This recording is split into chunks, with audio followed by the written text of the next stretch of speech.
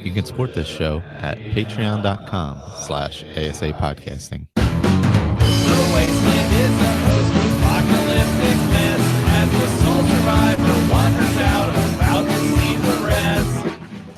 Nuclear explosion sending out the gamma rays from deep within the core, gross atomic waste. From deep within the core, gross atomic waste.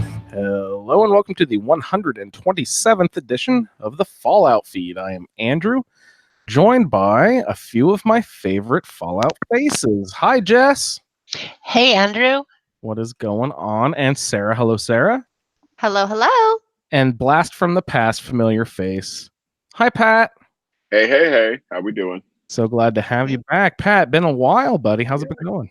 It's been going okay. Been doing a little bit of Fallout 76. Falling completely far behind. I'm posting my Fallout 3 Let's Play. Getting stuck in West Virginia. Oh, yeah. Not getting over to the Capital Wasteland like I should be. But So let's just take the opportunity to get a quick plug in for that real quick. Tell us about your Fallout 3 playthrough. So this is the adventures of Ford Prefect, who is a Fallout 3 character that I've been playing for. I think I'm up to about 26 or 27, maybe 28 posted, but I've actually got quite a few more in the can. And Ford is he's exploring Fallout 3. I'm going to try to get through all the DLC and everything that's in Fallout 3, and just share the wonders of the Capital Wasteland with everybody out there. Just as a little bit of a follow up to my New Vegas Let's Play. I feel like I'm working backwards. I don't know if this means I got to do Fallout 2 next, which I don't know if I can do that. That's crazy talk. I have the old ones. I do want to play them sometime. I hear they're very different. The isometric over the heads or over shoulder, whatever. I've tried them both, and I just can't do it. They're just too slow. Ray just despises. I love teasing Ray about how we have to do a round table for the original Fallout game. He just gets so mad. He's like threatens to quit the show. Now, rage quit. Yeah, Ray will be on the show later tonight. Possibly, I'm not sure. He's out and about on the road, touring America, spreading the good word of the Fallout Feed across this great land. And so he said he'll try to hop on later. So we'll see. If Ray hops on, we might have a little game for the newlywed game between me and Ray. But most likely we'll push that to next week, because I think next week Ray is actually going to be in the general Indianapolis area, and he will be in my little podcast dump studio down here in my horrible little basement, and we'll podcast live together for the first time. So that'll be really well, it's sort of. I mean, he was at Philadelphia Podfest 2 years ago, right? But yeah, I kept trying to pull him up onto the thing. That's true. He was kind of shy. But it was that event that did bring Ray into the fold of the Fallout Feed, and he became like an official host. Yeah, it's true. Pretty immediately after. Yeah, fun event there. I think yeah, go ahead. It would be fun to have Ray set up on maybe your Fallout 76 character and watch him try to play it on Xbox and record it. Let's do it. He can load up his. I assume he's got a gaming laptop, but otherwise, how the fuck is he gaming on the road? So yeah, I should play PC, and we'll set up our yes. Twitch games. I'll play PC, run around staring at the sky in circles, probably being like, "Oh, I can't do it," and I'll give him a control, and we'll see who is just the worst. You could smoke and stool it.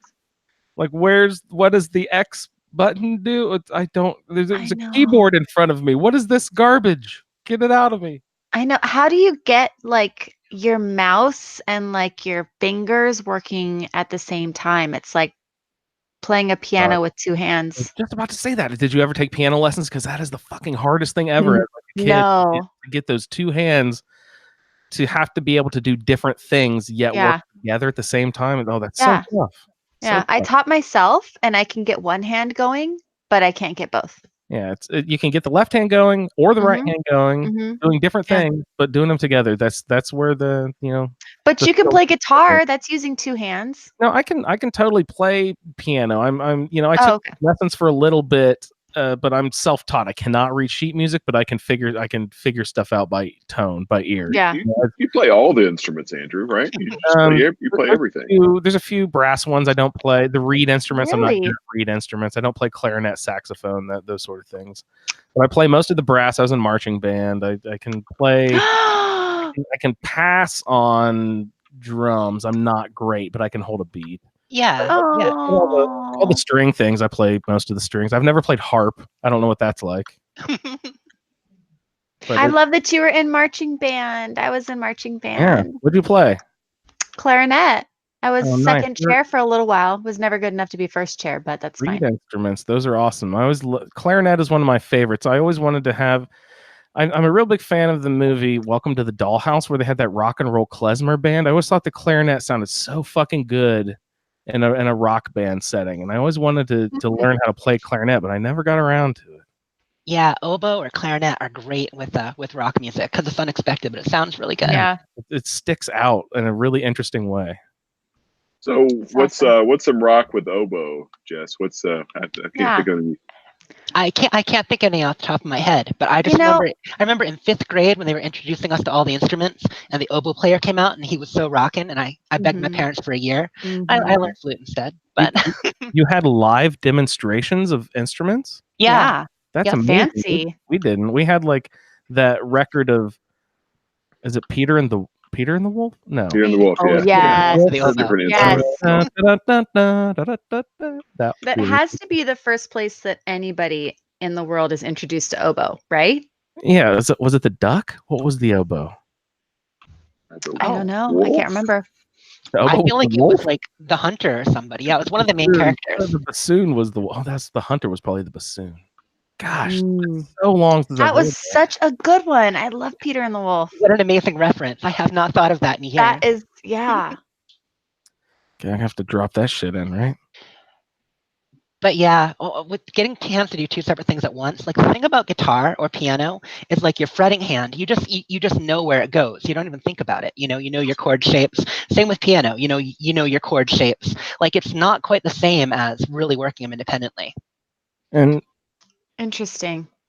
that's kind of true, except for if you solo, and I can't do that. So that it's probably the same mental block as being able to be a really good play a good guitar solo, because you have to, I'm just a rhythm guitarist. I just strum with one hand and play solid chords with the other. It's not that complicated. But those guys who are skilled, they're doing crazy shit with both hands at the same time. Yeah, that stuff's amazing. Like I can play a blues solo, or something slow, but I can't shred.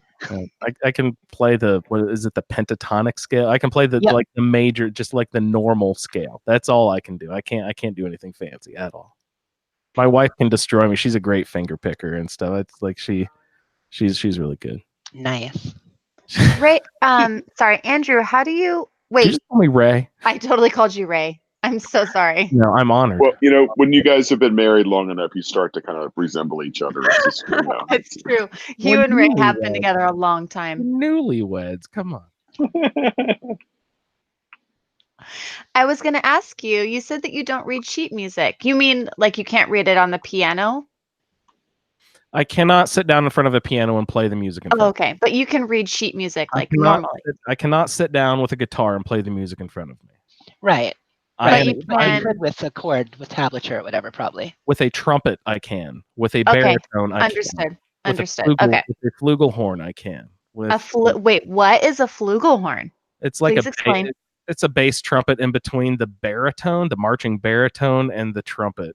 Wow. Also in there, you'll find the cornet, which is sort of like, it's a little thicker. We'll call it a thick with 2 C's trumpet. It sounds like what you get if you a Snallygaster and a Wendigo mate. Yes. Flugelhornal. Your marching band must not air. Yeah, your marching band must have been legit. Best in the state. Dang.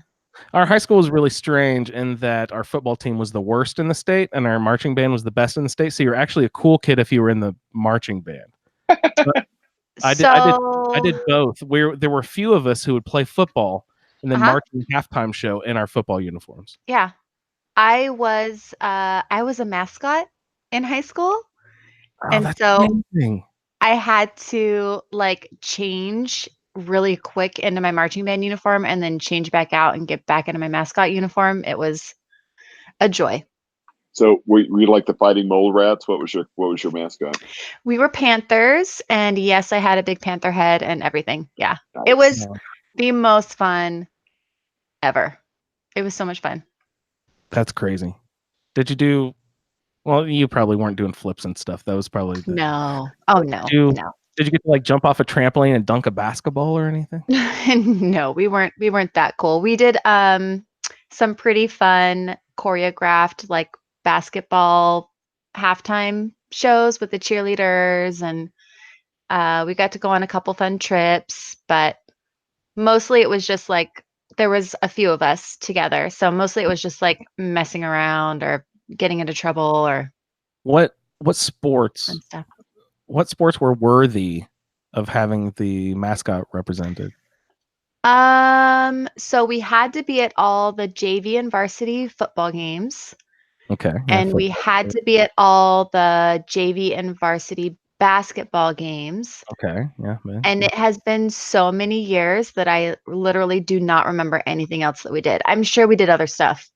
I've always just wondered this. It's just a given that those are the two sports that get the cheerleaders and stuff.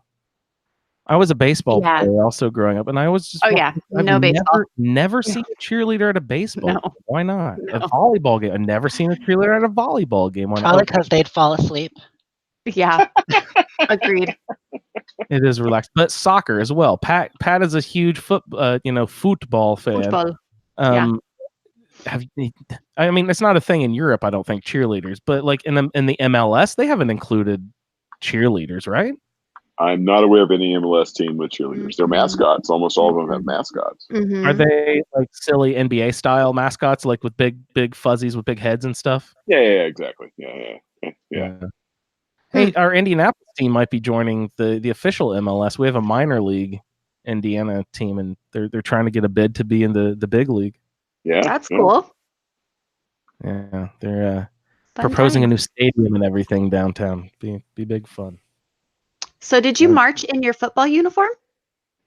Yeah, Or did you absolutely. change? Oh wow.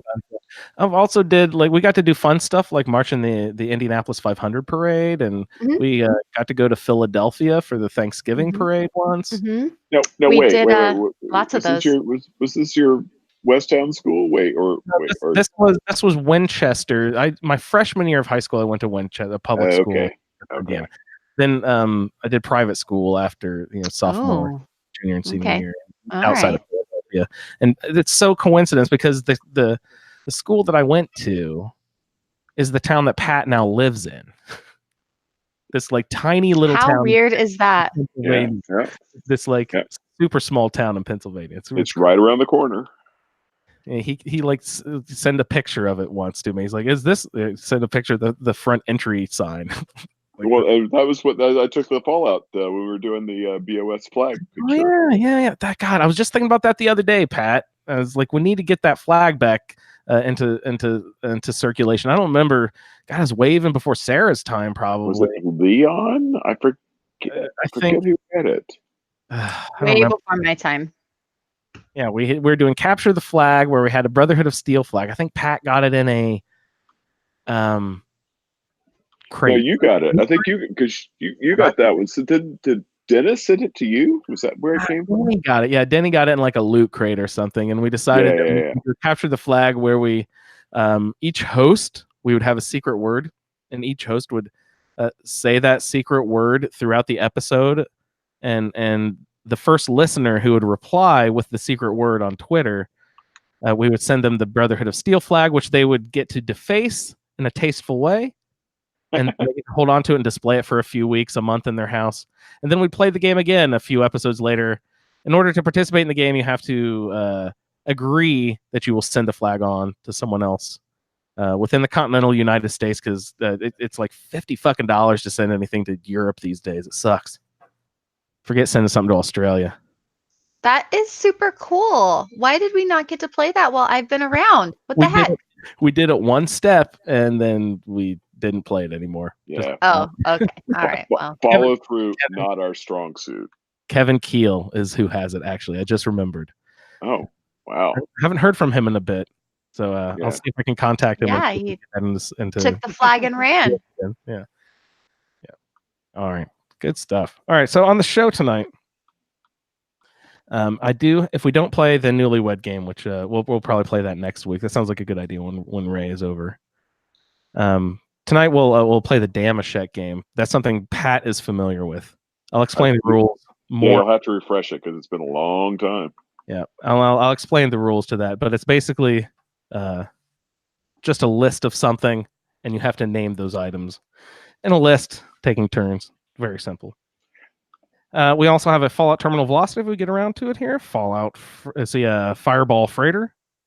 Looks like he snuck into the Institute and got onto a personal terminal. Is that personnel or personal? I don't even know. See what he gets into.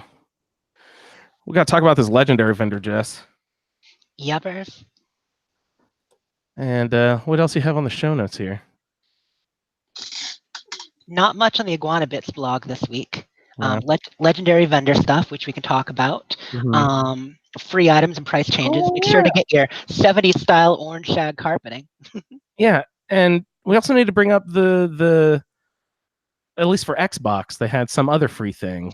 Oh yeah, anybody on Xbox listening, Bethesda added a bunch of free Fallout items for your avatars. If you care about your avatars, they got a power armor helmet, a new Pip-Boy, a new vault suit, and a new 76 shirt.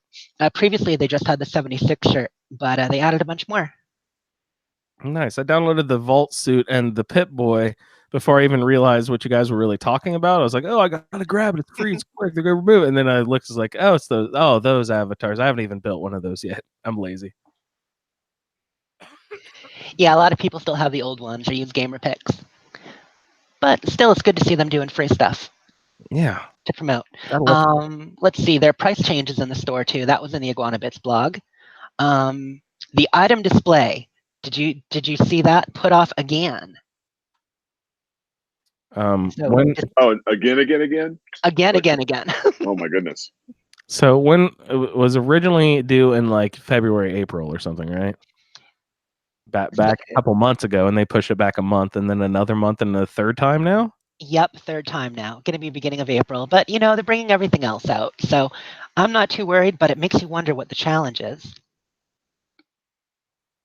And okay, it's obviously some sort of stress on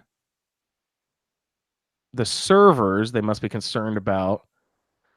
But then they're expanding our carry weight and giving us backpacks. Yeah, we're all getting more stuff and a display. Like stuff. if they're going to make them fixed item location so they spawn in the world, I don't think it should be that bad. But hey, as long as we get it one of these days, put all these bears we're saving to use. Which is to say, Ron hasn't stolen any bears from his vending machine yet, but soon, hopefully. Oh, really? I only put up a few. I haven't been on Ron much the last week or two. Yeah, you've been recovering from something. You sound totally normal. You said you were going to get like bronchitis or something, didn't you? Yeah. No, I had sludge lung and snot ear this week. It started the on worst. Yeah, it started on Saturday and up through really today. I'm still coughing a little bit, but I'm feeling better. Just in time for the show. Oh, good. Somebody got you a disease cure. Highly medicated. Yes, whatever it takes. Hit those chems. Need to quit making out with snallygasters. Yuck. That's how you get flugelhorns. Exactly. All right. Well, so what do you guys want to get into? Has anyone gone to the legendary vendor? I haven't even opened it up. I have my Xbox turned on where I could fast travel over there and see what it's like. Yeah, I went over in the world I'm in. There was when I logged in, there was nobody there, and then when I popped over there was a couple of people there, and I was not a good saver boy. I'd not even saved up 200 script yet, so I was only able to get 1 3-star. And excuse me. That's good. You tried it though. Yeah, but it's not bad. It's I got a let me pull it up here because I just actually did it a little bit ago. It's an instigating lead pipe. So it's instigating, so it's double damage at full health. It's our blocking controversy reflects 50% of damage back while blocking, and it's +1 agility. Okay, so that was your 3-star melee. You chose a level 50 3-star melee, and Yep. that's what you got. Yeah, 100 so script. it's not terrible. I mean, it's instigating's always pretty good. +1 agility's pretty good. Unrelated to the legendary vendor, but I did also confirm that the I've locked up. Cool. Game works good. So I also confirmed that the survival challenge is once again bugged. So you can get a nice 3-star. Yeah. The commander's charge. Okay, let's see. Where did it go? Commander's charge is a yeah. Again, the game works good theme. It shows up as 1-star, but it's actually a 3-star. Yep. It's a revolutionary sword, swing speed, always nice, furious, and +1 agility. So that's actually pretty darn hot. Furious, swing speed, agility. So Yeah, that's not a bad. I feel like most of the legendary items they're doing for the survival mode, I mean, they are picking and choosing the right perks, Yep. the right benefits for the item. So that's definitely a better bet. But I know Eric traded in a bunch of script today. He was posting pictures of what he got, and he traded in for like 5 or 6 3-star legendary. Sorry, got a little echo there. But yeah, he got 5 or 6 3-star legendary, and they were none of them were great, but 1 or 2 were pretty good. So Yeah, they're he got definitely taking a chance. Was it an instigating was his best one, I think, or was it a furious? It was one of the. I think it was one of the two. Those. Yeah, I think he had a furious. The problem was a lot of them had the 15% block, which, as Yeah. we've discussed, most of us don't block. Yeah. Why block once when you can hit twice? Yeah, exactly. Yeah, that's what stim packs are for. I just sit there and take it. I do actually. I am currently running with the blocker perk because I haven't figured out. I kind of go back and forth. Again, I have my traveling farm. Wait, which is that? Or is it? Yeah, traveling pharmacy, incisor, martial artist. Those are like absolute for me. 9. I always have those at 9. Then I kind of fiddle around with the other 6. Sometimes I go the 3 sluggers. Sometimes I go to the 3 gladiators. Sometimes I go the 3 the power the iron fist. I don't know. Andrew? What do you go? What's your? I know you do. Well, you do blood. You do the fist, right, Andrew, with your murder clause character. Yeah, I have the unarmed perk card. I always Iron call it Fist. fisticuffs in my head, but it's It's Iron Fist. Yeah. I don't know. I think fisticuffs is better. And then I didn't want to go with both gladiator and slugger, so I went with slugger because once you hop into your power armor, I can't use my claws anymore. And I've bitched time and time again on the show. I'm a broken record, but okay, I understand maybe the gauntlets, that's fine, but a power fist is obviously something you should be able to mod onto power armor. I You'd 100% think. agree with that. It makes no sense. Yeah. And so there should be at least one effective unarmed weapon because evidently I've been told that if you put on, I think Pat, you may be the one who told me this, if you put on the appropriate mods onto your power armor, you can actually do pretty good punching damage. Yeah, a bunch of the power armor mods are for unarmed, which is literally unarmed. It's your fist only. You can't put bloody knuckles. You can't do power fist. You can't do a deathfall gauntlet. Nothing. It's literally just your fist. And is it just punching damage, or are there like electric? Yeah, no, yeah. Like one of them is Tesla. You can get Tesla Okay. bracers, which add electric damage to your punching. That's pretty good. Yeah. And there's I think there's like 3 or 4. I go optimized bracers because those work with power attacks of any kind. That's what I always put on my power armor is optimized bracers. But then there's hydraulic bracers, Tesla bracers, and maybe one other one. And they all do different things. I think they need at least one mod for arms that isn't a melee related thing. I feel like everything for arms and power armor is melee related, and so I just keep skipping arm day. I only need legs and the torso. See, it bothers me to not have every piece have something on it. So I'll put like a really shitty effect rather than have nothing because it just bothers me to see it. That naked arm there. It's like there should be something attached to it. I understand that. You're a completionist. Exactly. Yeah. Yeah. I should have one that makes you like steady armed, where you get a little bit better aim while shooting from the hip or something. Yeah, because they have that Yeah. with armor. That would actually be yeah, Mhm. yeah. What is it? Braced, I think. I think it's is it Yeah. braced? Isn't that for sniper? Or is that a Yeah. different one? No, I think that's the one I'm thinking of. I think it's Yeah. braced, where you like the metaphor is like you're sturdy, you're steadier with your Yeah. sniper. Yeah. Or there's a foo is no, that wouldn't be effect that makes you hold your breath longer. That's a chem that would do that. No, Or is it a perk? sniper perk, I think. I think it's a Oh, perk. You're right. yeah. Yeah, there are some perks, and there are definitely a lot of stabilized stuff for regular armor, but I don't know of any on the power armor for the arms. Yeah. So on the legendary vendor, when Gabe comes on, he can talk about it too, because I know he traded in a bunch today. When he gets here in a bit, it's he was the first person I know to hit the 1,000 max. For anybody listening who doesn't know yet, you can only trade in 150 a day, which you probably know about at the legendary at the machine to trade it in to get your script. I But did you can not know only, that. yeah, you can only have a max on your character of 1,000 script. So once you hit 1,000, you better start buying your legendaries because the house isn't giving you any more. So Interesting. why? I don't understand the double limit. Like, why limit it both 150 a day and 1,000 total? I don't know. I don't know. I mean, it's probably connected to the whole in-game economy thing. You know, why Yeah. limit caps at vendors? Exactly. Why have refresh time? There are people who are just out there running a machine. You know, they'd be doing that classic gold mining thing, like in WoW, and so they probably want to stop that. I don't know the reference. Oh, back in the early days of WoW, especially, there were people who would actually make all kinds of money by having people in a room mining gold, doing stuff all day, and then selling it through that black market.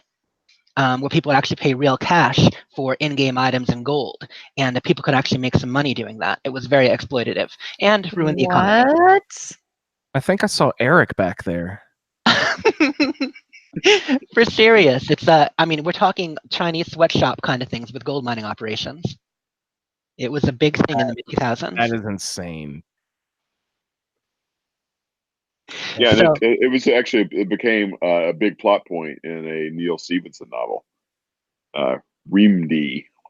It was not. It was a fictionalized version of WoW, but that Chinese gold mining was a huge plot point in that novel. Yepers, and now we have the oh goodness, what do people do churning out the Bitcoin? That's what I meant. Oh yeah, yeah, Yeah, yeah, you've got all that stuff now. So we've got like real life money doing that yeah. kind of things. People trying to churn that stuff out.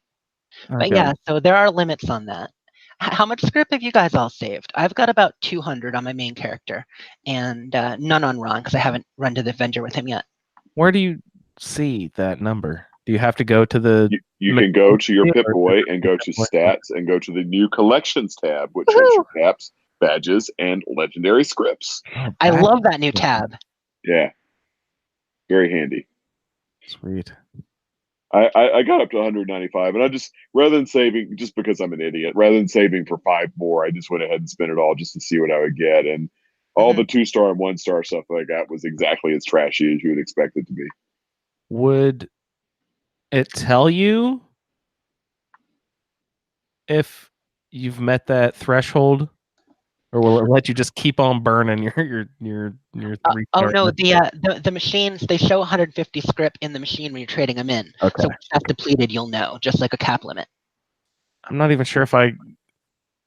But I think Gabe did say thing. that he lost some caps because he didn't know about the 1,000, and Yeah. he traded something in that would have taken him to like 1,020 or something, and he lost some script. Yep. Yep. So that's why it's good to know. I'm concerned that the system is just going to spit out the same crappy shit that I'm recycling. It is. I mean, you know, you're getting a little bit more choice. You know, you're getting in there with the level and the type. Yeah, you're right. But besides that, now you're just basically like, getting a reroll. Well, the 2 3-stars I got were, one was furious, one was instigating, so they were pretty good. But then my 2-star was a zealots something, which is like just the absolute kits. Do you have Yeah. the menu pulled up with the prices, what it is per star per category? I mean, I think it's when you trade, it's what 5, 15, 40, and Yeah. then Although trying. some of the 1 stars are 3, and I'm not sure what makes some of them Oh be no, 3 it's and some of them be armor. 5. Yes, so armor is Oh, like okay, there you 3, go. 12, 24, I think, and Yeah. that's an estimate. Don't quote me on it. And then the weapons are 5, 15, 40, and then trading in armor costs less too. I guess they feel like there's more legendary armor that drops in the game. Plus, believe it or not, you can get wood armor from America Burger. Oh God. So throw that script away. Ermagerd, America Burger. I'm sorry. I gotta meme that. I'm Ermagerding her. I'm Ermagerd. Legendary burger. America Burger.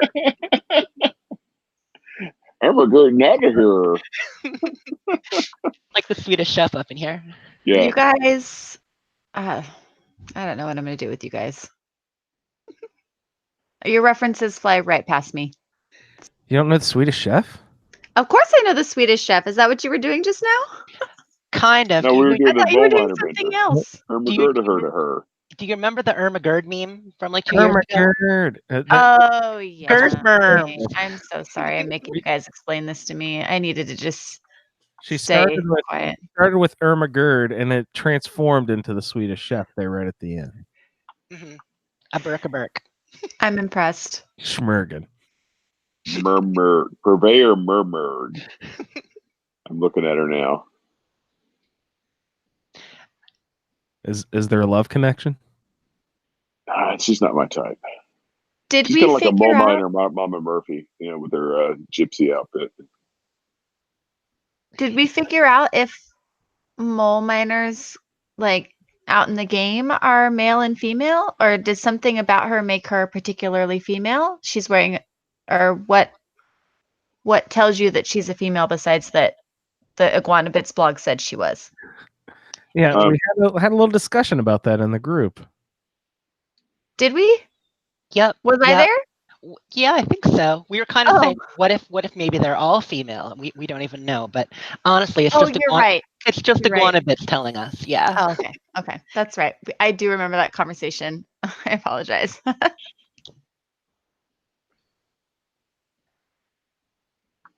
And there's no little mole miners. These people turned into moles. These miners turned into moles. Let's see. How long ago did stuff happen? That's what I'm trying to 25 figure years out. ago. 5 years. Yeah, are they? But see, the thing, are they kind of like evolved moles and mole rats that became more humanoid, or are they people who devolved? So Or- I've always thought they were miners who were trapped in the mines. That makes more sense, and they just kind of got locked into their suits. Yeah, they're humans. Like maybe they didn't get ghoulified because they were down in the mines. Didn't get scorchified because they were in the mines. So like there's all that toxic shit that's going on in the Andrew's ash pile. So that's what I've always assumed, that it's like something that's coming out of the toxicity of the mines that sort of mutated them or whatever. That makes the most sense. I mean, you have like not Freddie's blog, but you have the blog of the group in Blackwater Mine, and she's talking about how the radiation is slowly getting them when the reactor had a leak. But I would assume that they kind of fell asleep and became glowing ones. But then again, you fight mole miners in that mine, so maybe they devolved. I don't know. But there are also like not towns, but like camps of mole miners. Yeah, all over Welch. Yeah. Yeah. Mm-hmm. Well, Anyway. it makes me sad. It's like super mutants. Like you never see a baby super mutant around. Do they have babies? Are they still being made? Is somebody still like giving them this virus? Like how does They're looking for the green stuff. At least in Yeah. Fallout 4, they're looking for the green stuff to make more. Yeah, they don't procreate. It's the green goo. So super mutants, once they hit the green goo, they don't age as fast as normal. But most super mutants don't have a long life expectancy, but they can live a long time. You meet some in like Fallout New Vegas, for instance, that have been alive a good 120, 130 years. But they don't look old. They don't have like beards. Right, and they don't procreate. So in order to make more, they have to convert more humans.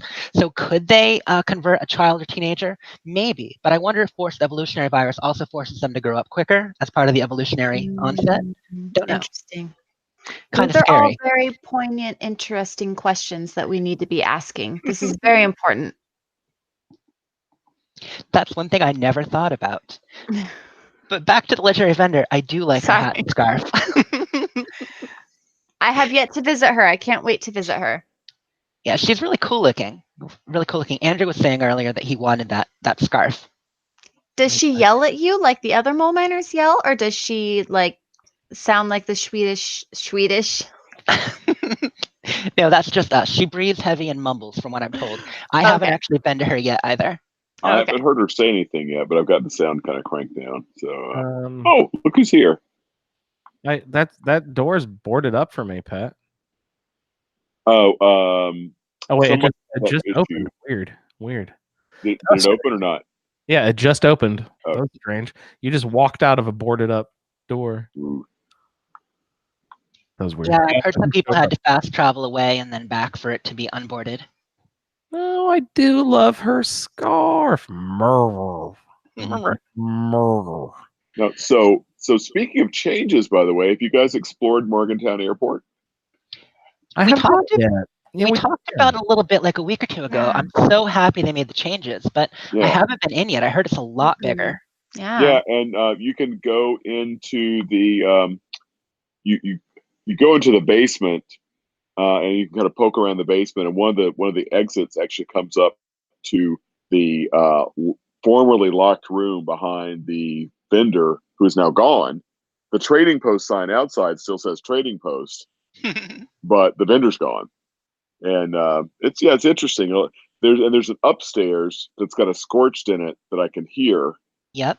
But it's locked, and I forget whether it's a keypad or it's either a hand scanner or maybe it's a key. It's locked, and I don't know if they haven't just released the key yet, like if it's like the cabins at White Spring, or if it's just I just didn't find it. So I poked around there for a good bit, and I felt like I was just kind of going around in circles. So I figured I'd wait and see what happens. But it'll be interesting to see if that's if listeners have found that key to get into the upstairs, or if it's actually not available yet.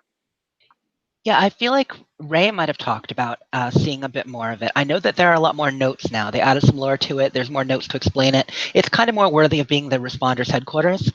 And I know they got rid of the vendor because no one ever used that vendor. Why are you going to go into the airport of all places, kill those 4 level 1 scorched just to buy the same stuff you get anywhere else? Yeah, especially because there's the Morgantown train station. It's just like right there. It's so close. Mm-hmm. And better. And everything exciting was outside before. You want to do the collision course, or you want to raid, the all the stim packs in the medical area. You have all that right there. So why go through another loading screen to get into that small area? Oh, and by the way, I use collision course to power through my crossbow challenge very quickly. Oh, that was smart. I just went out because they're all levels 1 and 6, so they're easy to one shot. So I just went there, just one shot it as all those waves of scorch, and I got about 2/3 of my 50 crossbow kills pretty quickly that way. That's genius. That's good. I would think that, or maybe AVR medical too, with all the level 1 scorch that rush you. Yeah. The scorch are nice just because they can't do much damage to you, and they like the super mutants like at Wade Airport, I think would not go down as easy. There's just as many of them, but they would probably be harder to put down in one shot. So before we finish the legendary vendor talk, one of the things I wanted to mention I put in the show notes was talking about script. Because some people in the group, I've seen people write script with a T, and on Reddit and stuff like that, but it's script without a T. And you guys probably know what script is, right? Like where that comes from? Yep. These miners right here probably getting used to being paid in script, probably. Yeah. I heard you mention the I don't know. song. Yeah, the song. Yeah, so like Pat's saying, script is basically a substitute for money in a closed environment. So a lot of cases in mines or lumber camps, or whatever, where the company kind of controls everything, where they pay the miners, but miners have to work. Basically, it's a currency used instead of money. So Mhm. because there was a company store, and that's where Mhm. the song 16 tons, what do you get? Yes. Another day, old Yep, sold my soul to the Yeah. company store. And it's because they could, they had to buy everything in the company store. It was a closed environment, so they kept getting deeper and deeper in debt. They would get scrip as payment to use in the store against future wages. And so they had to work to pay off the scrip. And of course, as you get deeper and Oh, deeper in debt, you never right. pay that off. So that was kind of a problem back in the day. And so I It thought it was was a kind of way neat. for the mole owner mole. You guys. You guys. You got moles on the brain. What am I trying to say? Mine mine owners owner. to Mine, yeah, screw over the workers, yeah. basically. And it Yeah, wasn't just that's sad. mines; it was like textile mills in the South, Yeah. and it was just it was yeah, well, it was. Yeah. Anytime It's you hard to kind Not of say a have, good better than thing. it's hard to say better than slavery. That's kind of like the sort of yeah, terrible Right. metaphor, but it was Yeah. sort of a practically indentured servitude. that makes Yeah. sense. Like indentured workers. Yeah, Mhm. Yeah. captive audience. So I just thought I'd mention that. Well, and like even I don't know if the miners did this, but in the South and textile mills, they would have not only would they have a company store, they would have housing. So you'd pay, you'd have to live in company housing, you'd buy everything in the company store. It was just a real vicious cycle of abuse. Oh yeah, well, you'd pay them the rent too. That makes sense. Yeah, exactly. Yeah. Kind of like in some sci-fi, that I've watched, where it's almost the same kind of thing. Like I don't know if you ever watched The Expanse, but you have the Belters out there working on the asteroids in that situation. I hadn't really connected that. Guys, we have a pretty modern example of this in real life. If just if Walmart provided apartments for their own employees, it would be the exact same fucking thing. Yep. Yep. And you can buy things on layaway.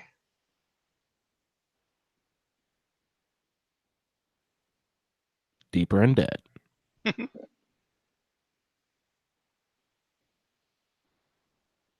So, legendary vendor. I've got 139 script. I haven't transferred all my legendary items. I did the mule thing over to the other character, and then of course immediately after they announce, you bring everything back. So I need to transfer all that stuff back still. It's just so boring. I don't want to do it. Yeah. Time. I'd rather go have fun in the game. But anyway, yeah, I need to start doing that. Start getting my 150 script a day, and I don't know. From the sound of it, I think Will was saying he was sort of regretful of some of the ones that he cashed in for script now, but seeing what he got in return, he's like, well, that was kind of a waste. Yeah, there's no guarantees. So you got to balance between, do you want to sell it in your player vending? Do you want to sell it to regular vendors? Do you want to keep it for future gen or friends or trade it in for script? I'd say if 2 out of the 3 legendary effects are useful, sell that thing instead of turn it in for script. If only one of them is half decent, then then I mean that's one good way to. I've sort of been doing it from like a cap perspective. Like if it's like 100-ish or better caps, I typically sell it.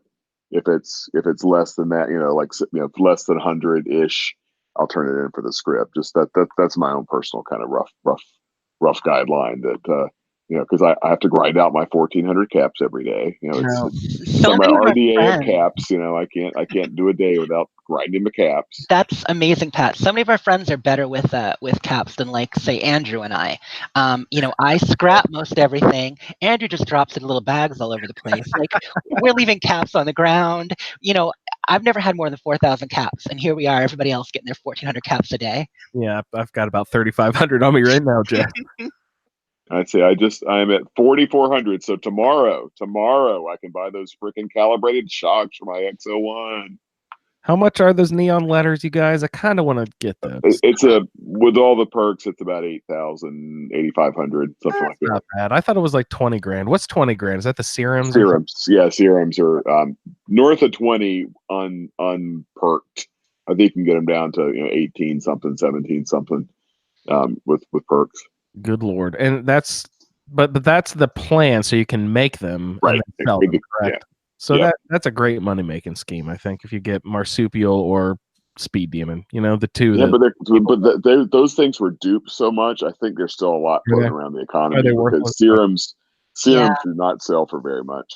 Yeah, we were talking about it in the group too. You're trying to find the right price, because you can get 400 for them at a vendor, and I've seen them as low as 250, 300 in player vending. So people are selling them for less to others than they would get if they sold them direct.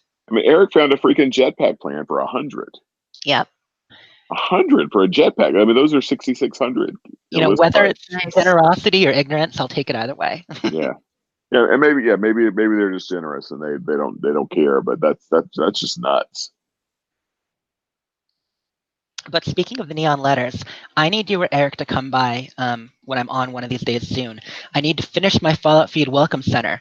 I had a bunch of people come through last night when I was working on it, and everything's done except I just need some more lettering, and I need the neon letters to finish it. All right, catch me. I should be on this weekend and tomorrow. So yeah, definitely catch me. Okay, I'll drop you a message. Yeah, and that reminds me, I need to do my Fallout Feed picture in Berkeley Springs. I can't remember if I've done Berkeley Springs or not. Yeah. Did you get those marquee letters, Jess?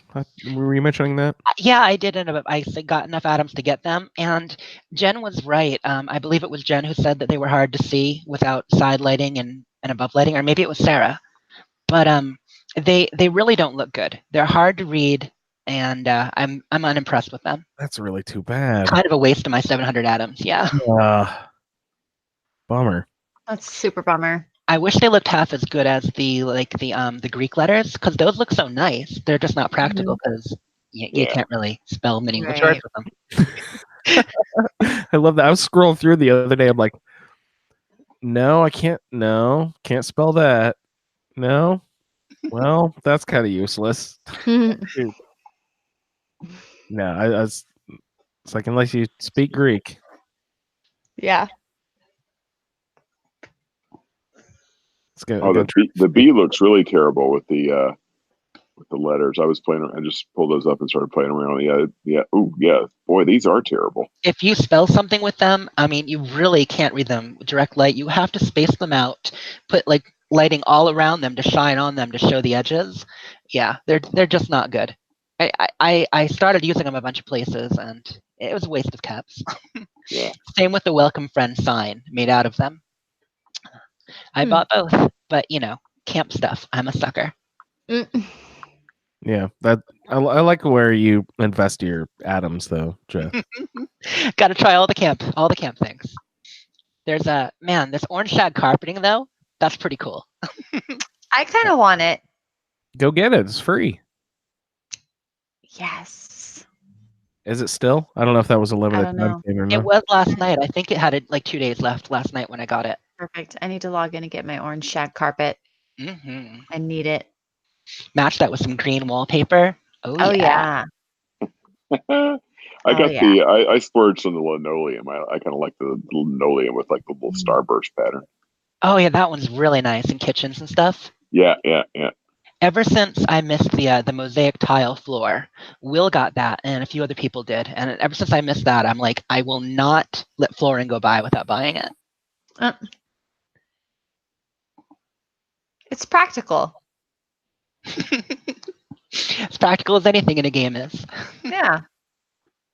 I mean, what else are you going to spend your atoms on? Exactly. Power armor? No. Fuck no. No. I like looking like Bumblebee. It's fine. I'm a sucker for masks, headgear, stuff like that. Yeah. There's a new skull half face mask. There's no hat involved. Or no, is it just the top of the skull. It's It's like a it- Phantom of the Opera kind of looking thing. That's what I was Yeah. gonna say. yeah. it's not halvesies like that, but yeah, it's like the top half of the head. The top half. It's like a Batman mask, but a skull instead, like a cowl or something. A skull cowl. Kind of like weird. the Punisher symbol. Oh yeah.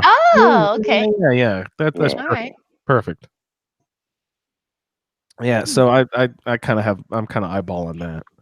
But I already have the ritual mask. I already have the Halloween skeleton mask. How many different skulls can I wear around?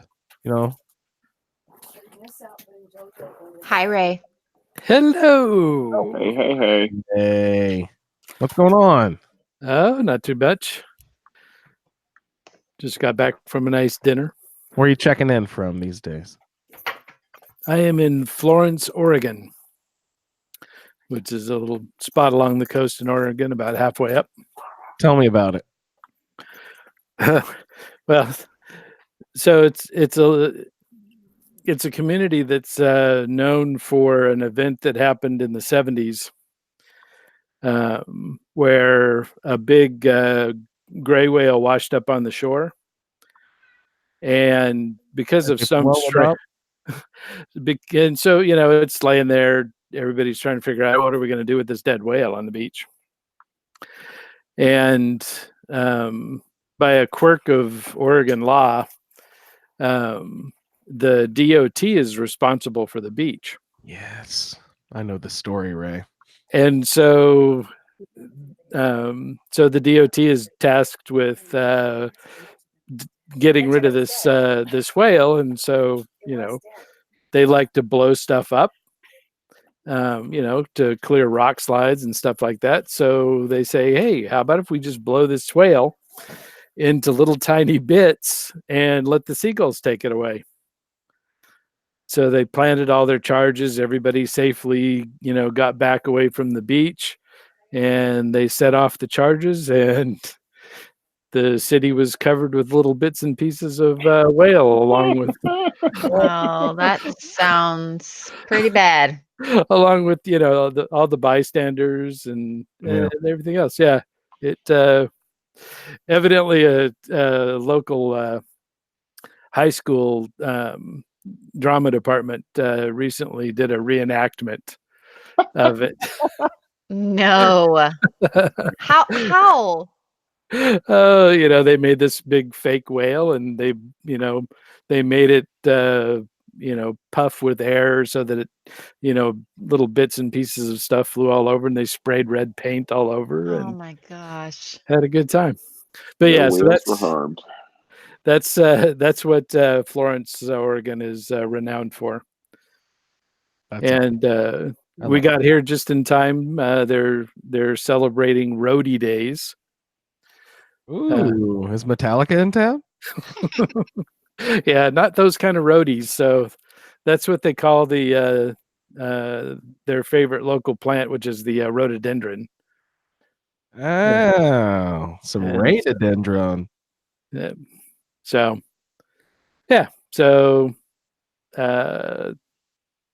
that's what's going on in fabulous Florence, Oregon. It's really a beautiful place. Went out to the beach this morning, and it's very nice, very comfortable day.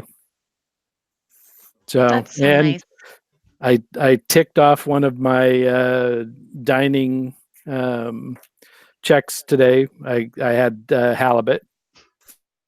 You've never had halibut before? No, I've had halibut a lot, but Oh. you just can't get it on the East Coast.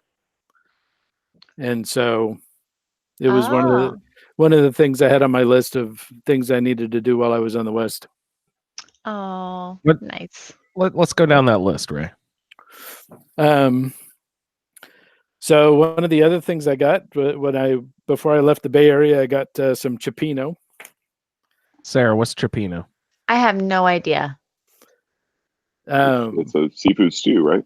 Yeah, it's a Tomatoes and stuff. tomato. Yeah. I think I've super famous in San Francisco down at the wharf. I think I've had it before, actually, but You I have- don't you know have that to that's have. what it was called. Everyone knows if it's not served at Bubba Gump Shrimp Company, then it's not authentic San Francisco. Come on. So another must-have before I left Northern California was some Filipino food.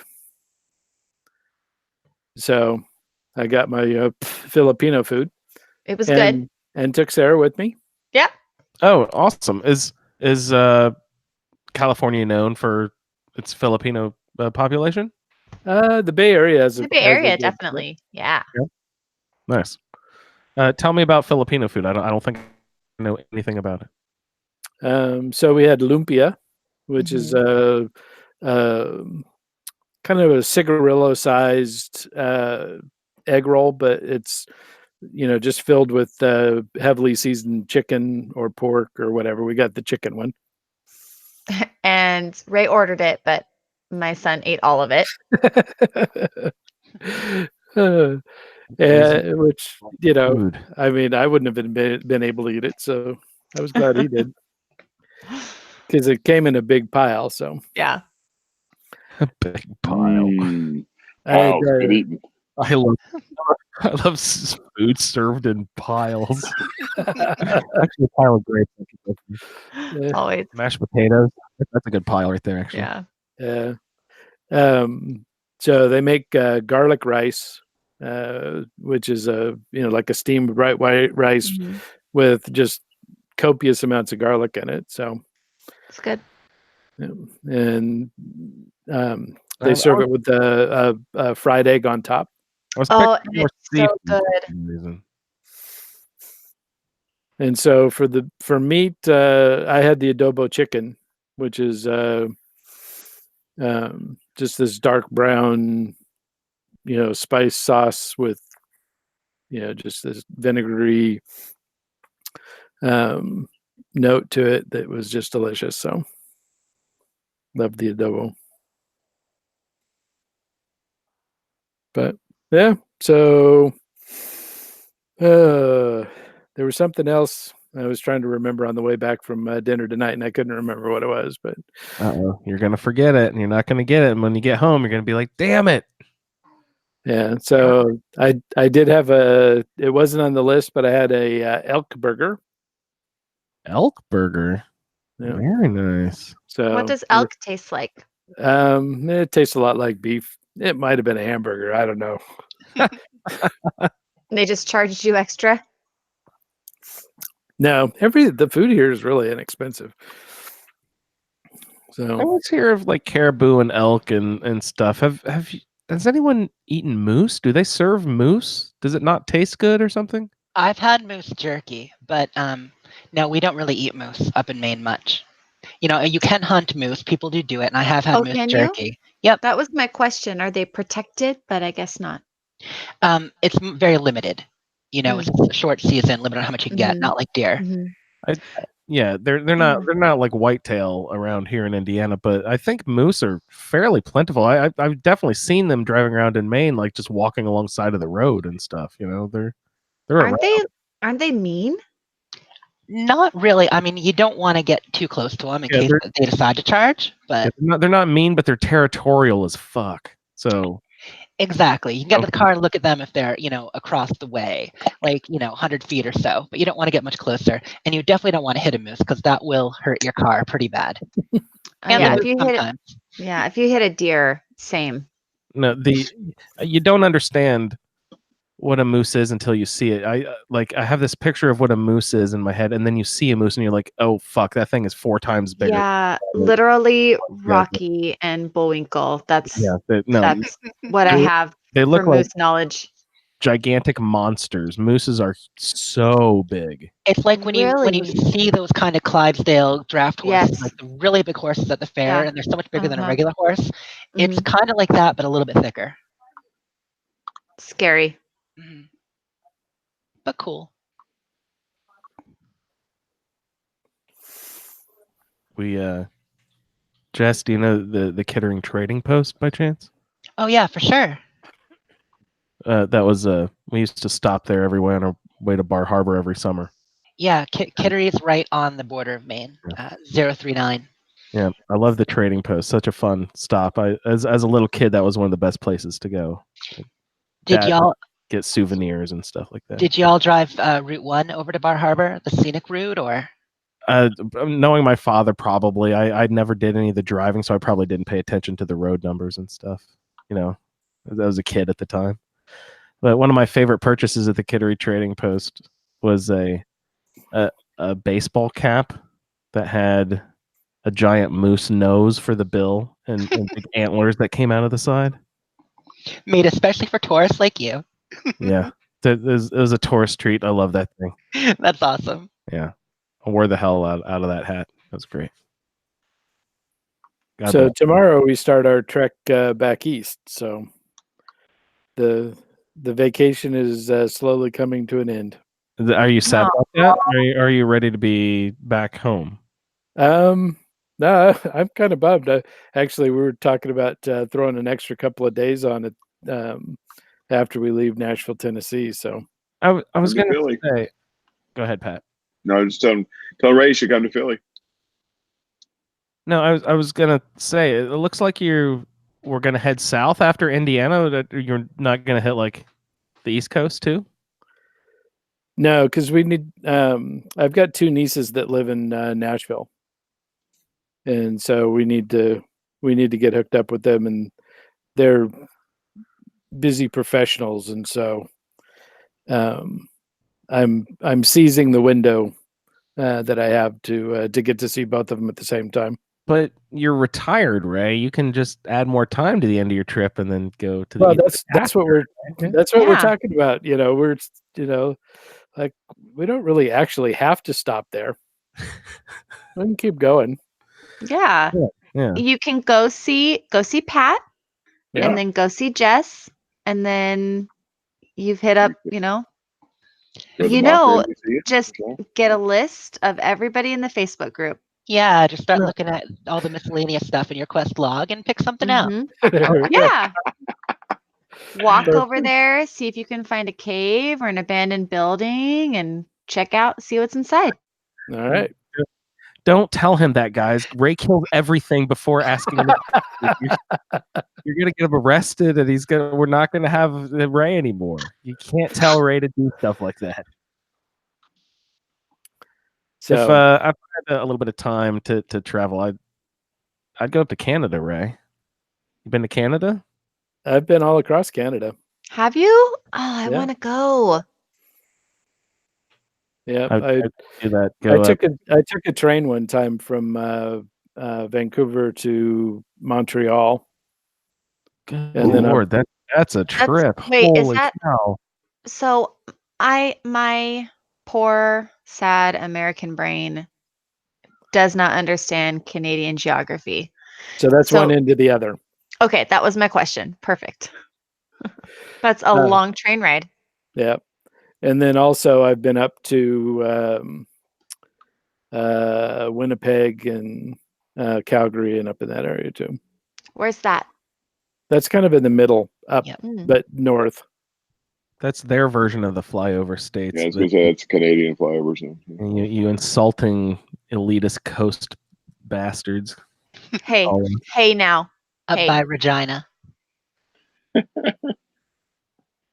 That whole area. Yeah. Have you been to like Newfoundland or that part of Atlantic Canada? I haven't. My wife has, but I have not. Cool. Did you say what kind of Canada? Newfoundland, Atlantic Canada. That's what they call like, Atlantic. I Yeah. totally thought you said Atlanta, Canada. And I was like, it must be an East Coaster thing that I just don't understand what that means. yeah. Sorry. No, Atlantic Canada.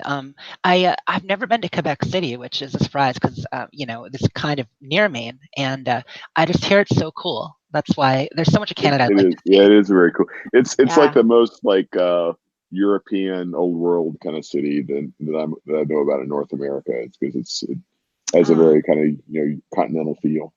That's so cool.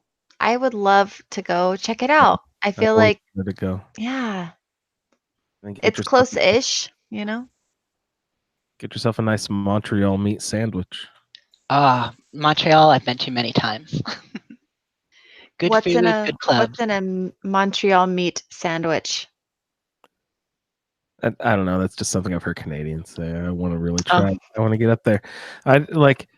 We have our bastardized versions of like poutine and disco fries and whatnot in America, but like, I'd really like to get up to Canada, try real poutine. You know? Oh, we have real poutine here. You ever come this way, Andrew? Buffalo, we're close enough. You know, I mean, we're like half an hour from the border. We got real poutine.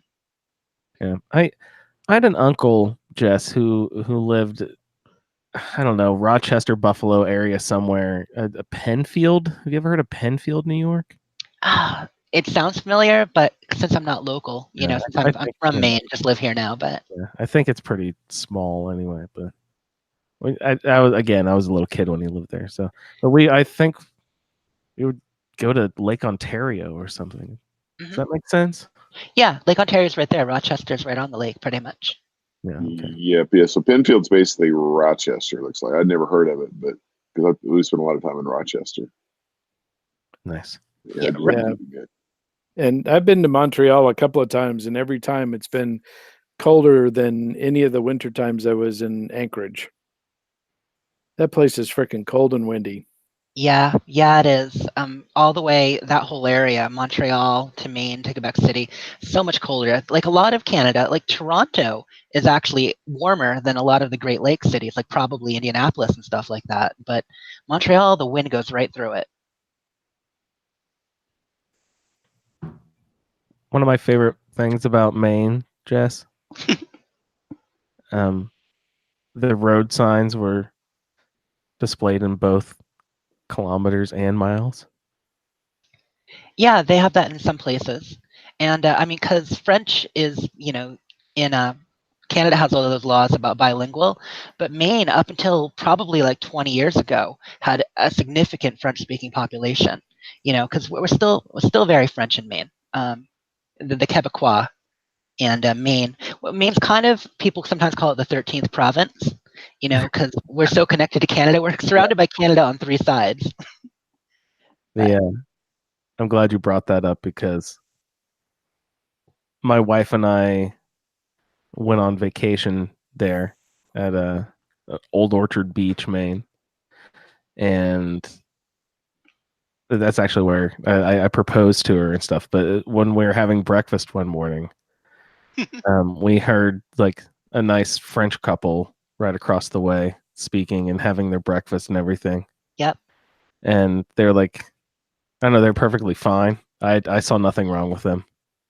But after they got up and left, I heard the wait staff come over and was like cleaning off their table, and he was like talking to us, and he like overheard him saying like this really thick Maine accent, like this damn place is lousy with French Canadians. That's just always a phrase that rang through my head. I always think it's really funny that this place is lousy with French Canadians. I don't know, it's hilarious. Yeah, people in tourist towns always bemoan the tourists, but they love them at the same time, you know? No, it's perfect to go to an off season too. We were there in October in Maine. It was wonderful. Yeah. Ray, where are you driving to tomorrow? Tomorrow I am off to Pendleton, Oregon. So it's the Oregon's really fucking big. I forget. All the states out west. the northeast corner. All the states, even the small states out west, are like 10 times as big as any state on east of the Mississippi.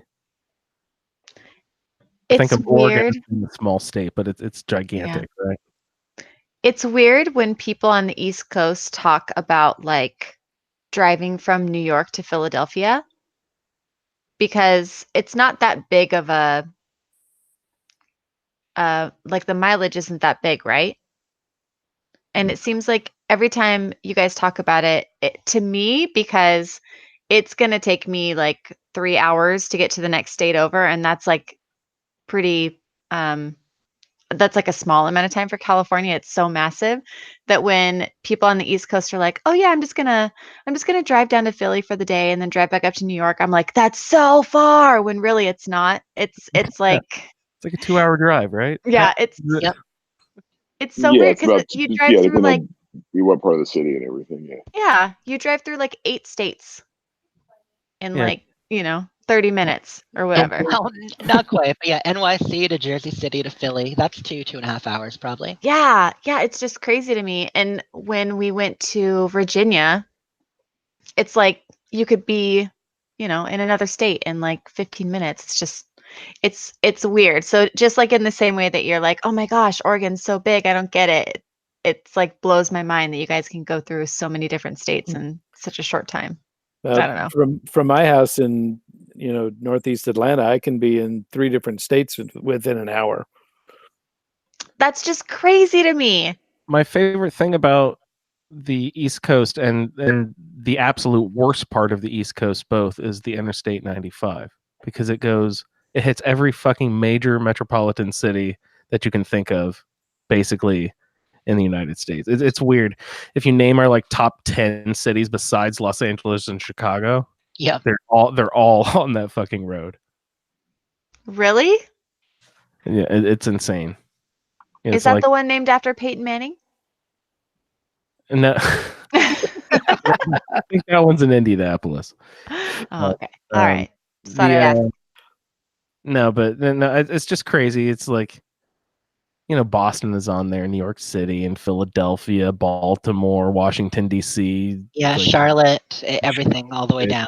Atlanta. Oh, I've probably been on it at some point then. Didn't even know it. and all the way down to like Miami, probably, right? Yeah, 95 goes to Miami. 85 goes to Atlanta. Doesn't 75 too from Cincinnati to Atlanta? So Yep. 75, yeah, 75 goes Nashville, Chattanooga. Oh my God, I know an interstate. No, wait, no, 75. No, 75 is Knoxville, Chattanooga, Atlanta. No. I thought it came Isn't on it Cincinnati. I don't know. even weirder that you can go to Europe and like have the same deal where you can like be in a different country in an hour? Oh, it was. I suggested to my roommate that we drive from Vienna to Holland, and he thought that was like the most ridiculous thing that you could ever consider on the face of it. It's like a 9-hour drive. That's like from here to Philadelphia. That's like 9 hours is how long it would take me to like get to Disneyland with traffic. Yeah. I would still be in California. I've done that like 10 times so far. No, Without traffic, it's only 6 hours, but with traffic, you hit No. LA, it's 9. No human can possibly drive that far. We must take the train. This was like, if it's over 2 hours in Europe, you take the train. Yeah, Well, most people take the train anyway there. we did that. We did it in Italy when we went to Italy. Like we took the train instead of, well, makes sense because driving. But yeah, it's also interesting. I think maybe you were talking about this the last time that you had friends in Europe that said they were going to come and like do a road tour of the United States or something, and they didn't realize that a road tour takes weeks. If you ask Ray, he knows. Yeah, the It's drive, interesting. especially out west, the drive between major metropolitan cities for like tourism stuff. It's like crazy far. Like if or the natural landmarks. If you want to go to see like, I don't know, like Mount Rushmore or something, that is a fucking investment of driving to get to see something like that. Or the Grand Canyon. I mean, that's a really long drive. How far is the Grand Canyon from like Los Angeles? Is that like a 6-hour drive? About, yeah, because it's about that. It's about that from Vegas. 4 to Phoenix, and then 2 up to Grand Canyon. Yeah, that's like a week vacation for Europeans, At least in my experience. I don't want to offend people, but that's a trip, not like a weekend getaway. So let's get a van. We're going to tour Canada. I don't want to do it. Get a bus. I haven't been there since I was a little kid. I've never been. I want to go. You should, because your side of Canada is really great. Vancouver Oh, over there. yeah. I hear it's really beautiful. Well, I'm I could almost go see there. Freighter. I could go check out Freighter's Island. Mhm. Raiders Island. he owns it. That is what I call it. I don't know the actual name of the island. It is Freighter's Island. Well, that's Yeah. probably Well, what he calls it too. Yeah, they Yeah. changed the name of it just recently to Freighter Island. Yeah. Because, Victoria, she's, Yeah. When you land on Freighter's Island, you get a basket of coffee crisp.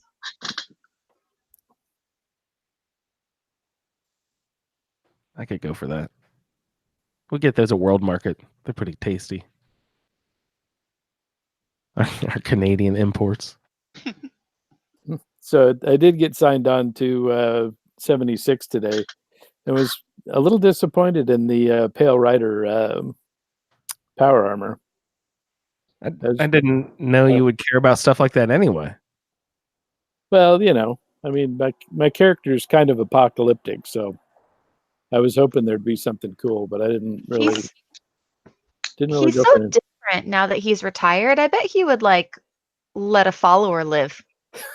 I don't know. Sorry, you're kind of pushing that one. Okay, I did spend some atoms, On totems. See? all those skull totems. Yeah. Well, 'cause, Actually, that's pretty cool. I had bitched that I wanted cultist totems. So I figured when they showed up in the atom shop, it would really be wrong of me not to buy them. Yeah, that's perfect for Abby. Yep. So they're not quite as creepy as as the cultist totems in the game, but they're getting there. I have faith they'll come out with some. But yeah, you're right. The Pale Rider power armor is all the other ones have like cool swirls or extra things on it, and that's just really a paint job. It looks like. Yeah, I was bummed because I was hoping for that one because she is death. So There was another mask we were talking about earlier. the skull, like half skull fragment. Did you grab that too? No, because the cultist mask is better. See, I was making that point. I was like, I already have the cultist mask and I already have the trick-or-treater skull mask. I don't know if I need a third half skull mask too, Yeah, the only thing is she could wear her top hat.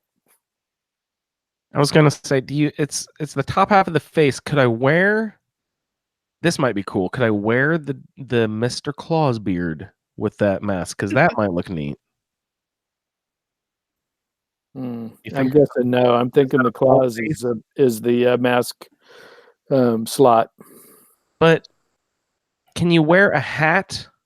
You can wear sunglasses with the beard. So if this counts as the sunglasses spot, you might be able to. Oh, there you go. Or with the Mistress of Mystery kerchief. I want that legendary trader kerchief. Get it. You're gonna find a way. You're gonna sneak in after hours and get it. So Ray, what else did you do in game? That was it. I haven't had a good enough internet connection or enough time to do anything else. That's so all. I built the totems in my camp. So, but that was the extent of it. Just one of each, or did you spam like no million of them out? Because it's my camp's not that big. Very cool. Yeah, I saw those. I thought about grabbing those too. I think they look pretty cool. A little creepy. No, that's the idea. Yeah. So you said you were disappointed with the current drop of the Four Horsemen. Is this the fourth or just the third? No, it's the fourth. Were there any that you did like that you were impressed with that you thought would be appropriate for Abby? No, not really. The pestilence was, like we talked about last time, just kind of gross. Yep. War was a little too gaudy. Looks like you're in Guar. And I was kind of looking at the Dark Horse because that one had all that cool swirling, but I couldn't tell what the XO1 was going to look like. And it really reminded me of the guy from the new Mad Max Fury Road movie. Well, new compared to the old Mel Gibson movies. Right. But it kind of had that kind of a vibe to me with the way that boss looked in that movie. Oh, with that weird mask thing, Yeah, breathing shit he was doing. Immortan Joe, the big boss guy. yeah. Yeah. So, but yeah, I was really holding out hope for the for the Four Horsemen, but they just didn't deliver.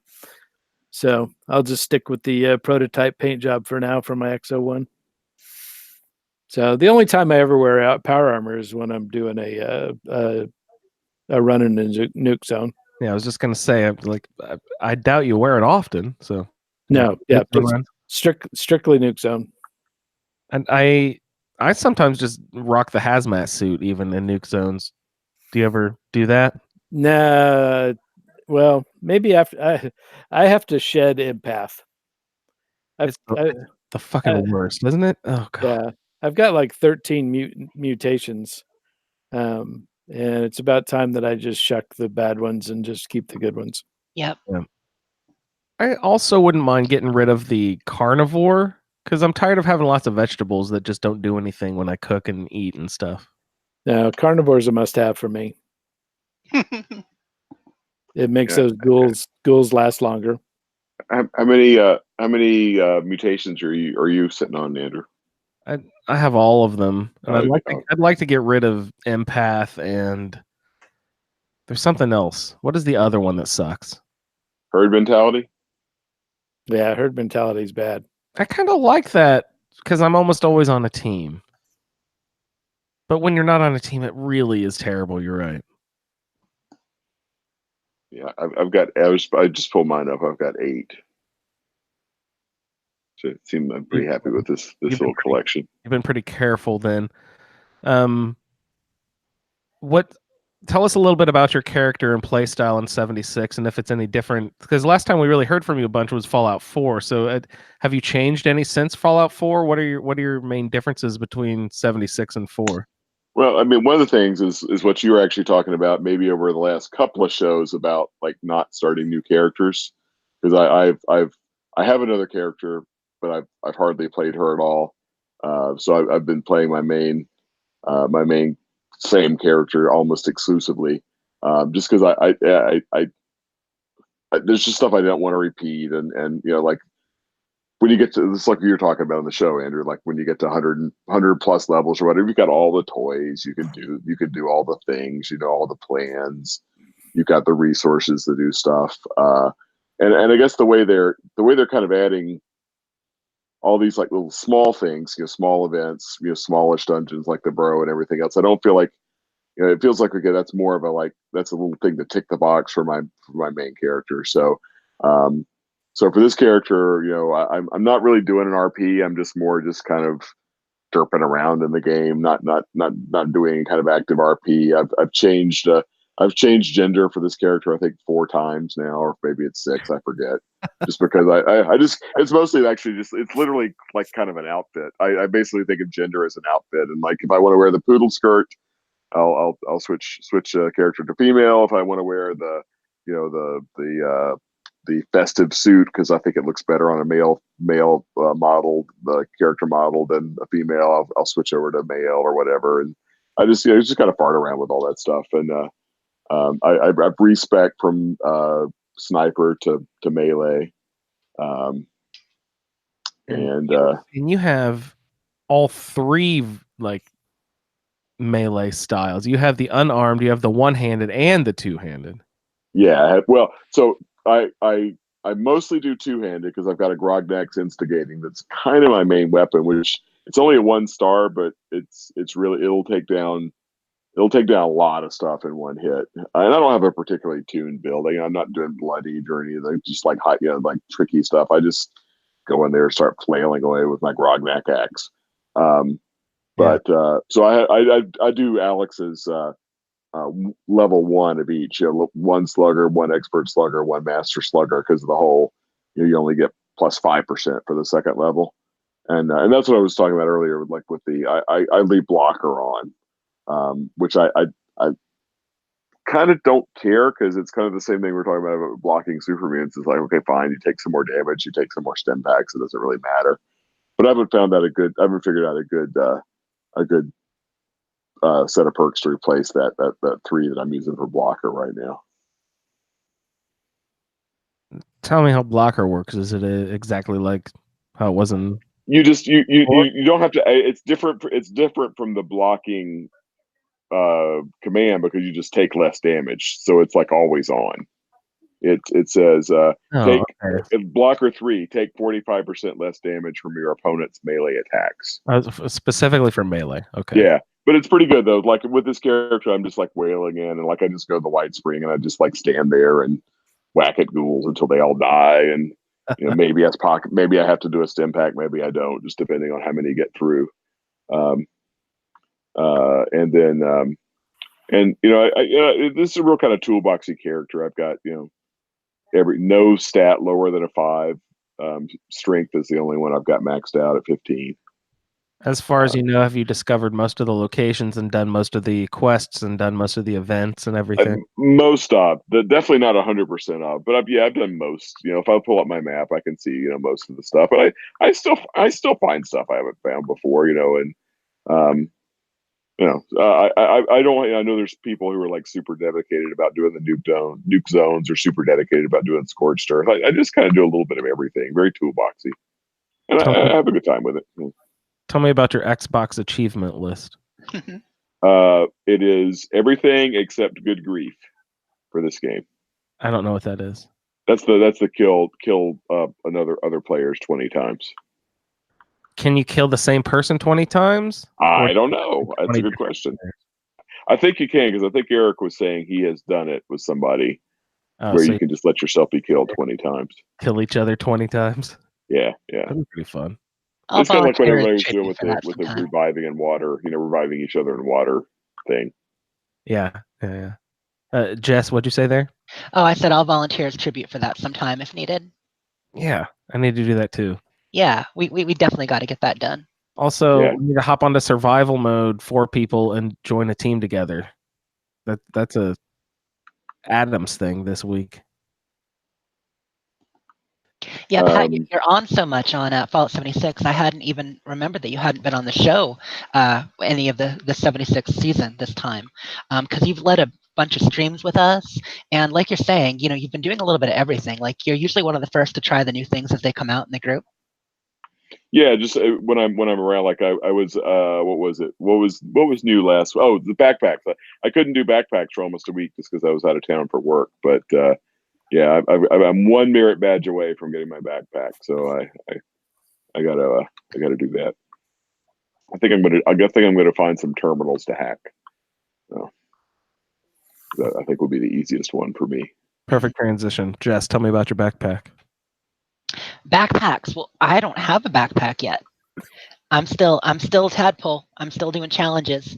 I had some trouble with them. I ran them on my husband's character and my character, so I'm not quite there yet. But I'm looking at the mods coming out, and I was just saying, what do people want on their backpacks once they get them? Because we were all talking about refrigerated, but I was looking at the list of mods, and I know Pat was looking at it too and such. And did you see this armor plated mod? You get plus 90 damage resistance. Like that mod looks so awesome for us non-power armor types. Your carry weight must be like only 10 or 20 though, right? Still plus 30, so it's nothing. Oh, that's not bad. Yeah.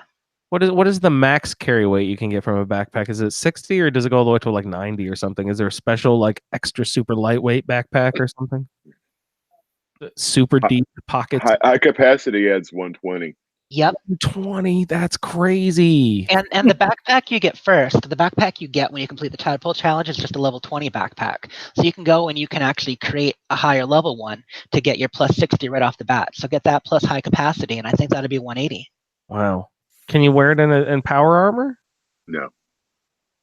you lose all of They made it just for us, Andrew. That's hilarious. So there's going to be so many people like me and Jess who are just like, carrying like 600 pounds of gear, and that you guys are going to be down in the 300, 400 area with your power armor. That's awesome. I love that. No, but gosh, that's really cool. Yeah. So how many of us actually have backpacks so far? 'Cause I got the tadpole one. I got the first one.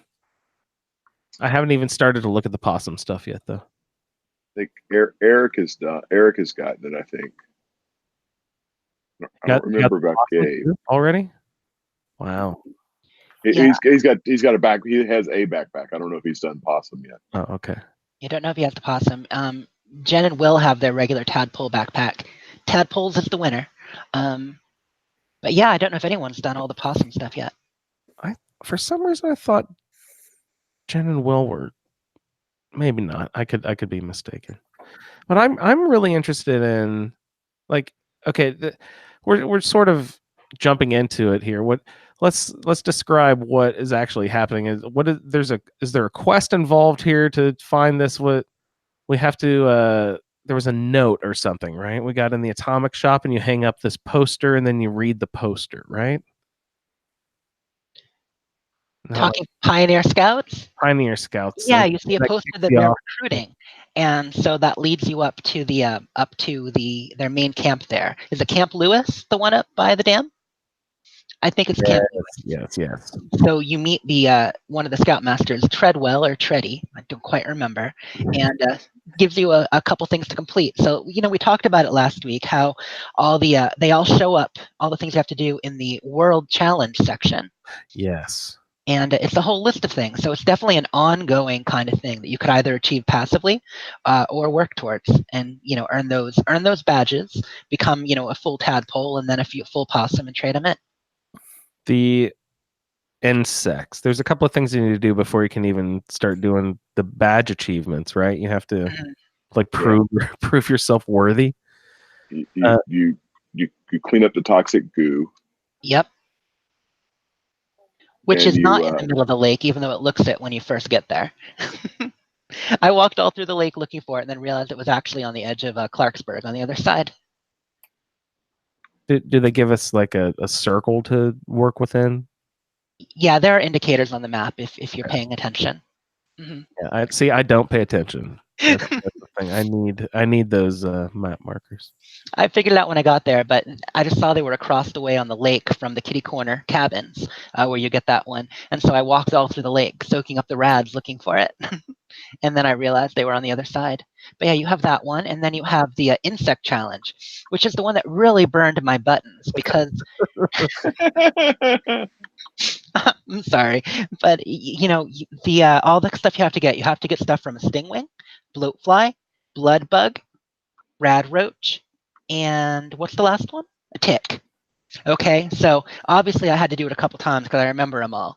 And the problem is the items you get are scrappable, and they can also spoil. So if you don't do it fast enough, they'll spoil on you. You got to collect them again. Or if you're just going about your way, doing what you do, and you see a crafting table and scrap all, you scrap your components you need. Oh no! All except rad roach meat, because you don't scrap that, because who wants rad roach meat? So it took me like 2-3 hours to do the bug challenge, because I was taking my time, kept getting distracted, and kept losing parts. So that was very annoying. Oh no! Just a PSA for those who haven't done it yet. Yeah, don't scrap your bug parts. That's terrible. Yikes. I think they're. I know. I don't even know. I posted like people were talking about which challenges they're doing for the badges and all that, and I thought for some reason it'd be obviously the same three. There'd be like three of the like most. Maybe they're two or were really popular out of like a main 5, but there would be ignored ones. But as far as I could tell, a lot of people were doing a different array of them to get their achievements. Yeah, I see like athletics on most people's list, maybe athletics and cooking as pretty common ones. But I think there's like 15 challenges. I don't know the exact number. Yeah, the cooking is tricky though, because there's some very obscure recipes that you have to cook. I looked at that list and I was like, I don't think I can cook all of this stuff. I'd have to go find. I definitely can. There's blackberry honey crisp. I don't have. Cranberry meatball grinder is a really hard recipe because you have to have a bunch of scorched beef meat. Yeah, I was gonna say that's scorched beef parts. Yeah. Oh wow, is that part of the batch? Uh-huh. Wow. Yeah. Okay, must not be cooking that I've seen on people's list then. Yeah, Athletics definitely. I did what did I do? I did I did athletics, and I forget what the other one I did. I think yeah, I have 6 out of 11 memologists, which is just mostly taking pictures. That one's pretty easy. Yeah. I was There's thinking about the- doing that one too, but then there was a couple of items I was a little iffy on in that category even too. You have to milk a Brahmin 10 times. Not hard, just annoying. No. Yeah, I can build a. Oh gosh, I haven't popped out the fertilizer thing at the new house. I haven't had my cow. I'll have to do that. Don't have a cow, man. Thanks, Pat. Anytime, buddy. Oh, so speaking of which, I wanted to try. I saw a tip on Reddit, which I don't know if it works or not, but so there's the free terminal that you can get. That's My Terminal in the Atomic Shop. Which, if you build it in your camp, it shows you which of Biv and the 2 Pioneer Scouts you can do, whether you've done them in that day or not. But you can lock them. I have built them and locked them. Supposedly, you can go to a friend's camp who you're not on a team with and unlock those terminals in their camp for the code breaker, which requires 3-0, 3-1, 3-2. But I don't know if it makes you hostile though. So I don't know if unlocking a terminal is a hostile act. So I'm not sure what. I'm not sure. I haven't built at my camp, but I everybody that I know that it's on, I'm on a team with, so I can't. I don't know if it will work or not. Well, that's a great tip, regardless. Yeah, no, it'll be interesting to see. So I haven't built and locked at my camp. Oh, there's a wolf to kill. I haven't built and locked at my camp for the if anybody is on Xbox and wants to swing by and test it. Yeah. Yeah, I got a crap ton to catch up on when I get back. Yeah, Ray, what have you missed? What do you have we talked about that you are excited to hop in? So everything camera, everything scout. I haven't done anything with the new legendary vendor. Did you get into the burrows? I did do the burrows, yep. But I haven't done it nuked. I mean, that was a while ago. That was like a month ago now, at least. Yeah. Well, I've been gone a month, so Yeah. That's I was saying that's about lined up about perfectly. Next week was something exciting, right? What's next week? It's what Jess was talking about that got delayed, right? Oh no, that is. Are you kidding me? Well, we have the Arctos Pharma stuff next week too on Tuesday. Oh, are they? That should be cool. Underground area? yeah. Oh yeah. Project Paradise. Yeah. Let's Oh, tell me I about. don't know anything about it. Okay, so Project Paradise is that's the other dungeon that they've been kind of teasing that we've seen pictures from, where people are dropping into the cave, fighting a Mirelurk queen and such. Queen, yeah. So they have more info on it now. I put the link in the show notes. They put it inside the vault on it too. And it's going to be an event, it turns out. So it'll be a joinable event. When you go there, you can hit an elevator if the event's running and go down and join. And it looks like it's going to be a medium-sized dungeon, but definitely high level. Like in the way the Burrows was kind of high level for one person, but with a team it wasn't that hard. This is going to be team required to finish all the objectives of the event, most likely. So, and it looks Awesome. really pretty. All the screenshots I've seen, so pretty. Sweet. Finally getting underground. Been wanting them to open up these vaults and stuff. This is the start. Oh, dang, this does look really cool. It looks really pretty. Wow. It's almost like it's it's almost like when you go into one of the really pretty caves in Skyrim where you have like the light coming in and there's the pretty plants and everything's kind of overgrown it. That's what it looks like. Yeah, exactly, like the one with the pirate ship. Yes. hmm hmm And all you Skyrim aficionados, what's the big underground area called? Black Reach. Black Reach. Yes, so pretty.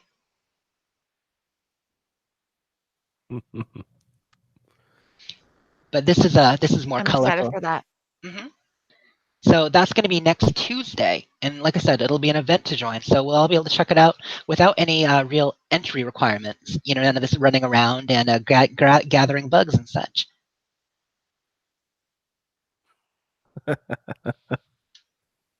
Just not bitter at all about those books. Oh my goodness, it's bugging the crap out of me. Sorry. Beautiful. I was gonna ask Sarah, have you been able to play any recently? Have you tried for any of the badges, or are you aiming for a backpack or anything? So no, I actually started a new character and I've been playing survival mode. No. Wow. Tell Who me. am I? Yeah, tell me about that. What the hell is that about? Well, I haven't actually gotten to a level where I can be killed yet because I've only gotten to play a few hours here and there. So I'll let you know when it gets interesting. What's weird though is I have not run into any other people.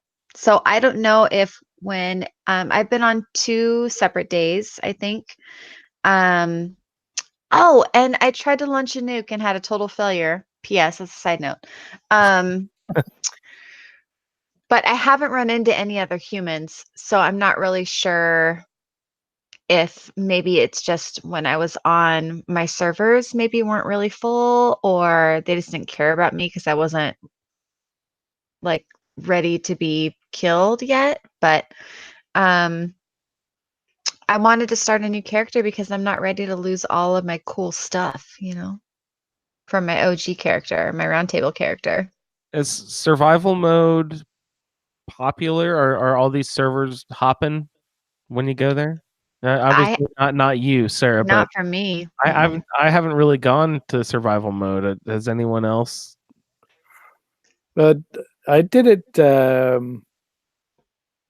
right around the week, the week between the double point weekends, hmm and I kept trying to server hop for a particular event, and it kept landing me in the same server over and over and over again.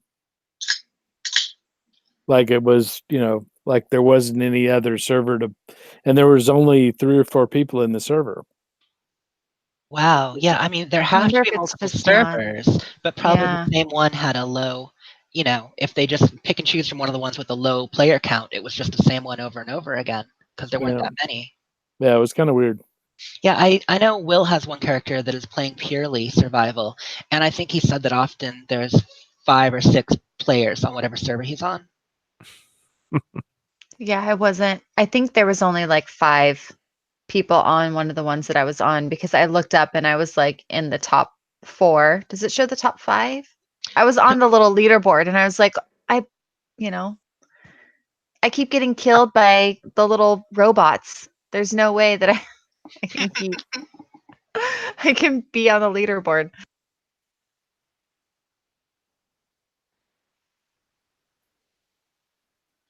But yeah, so I tried to launch a nuke with Eddie. He was helping me out.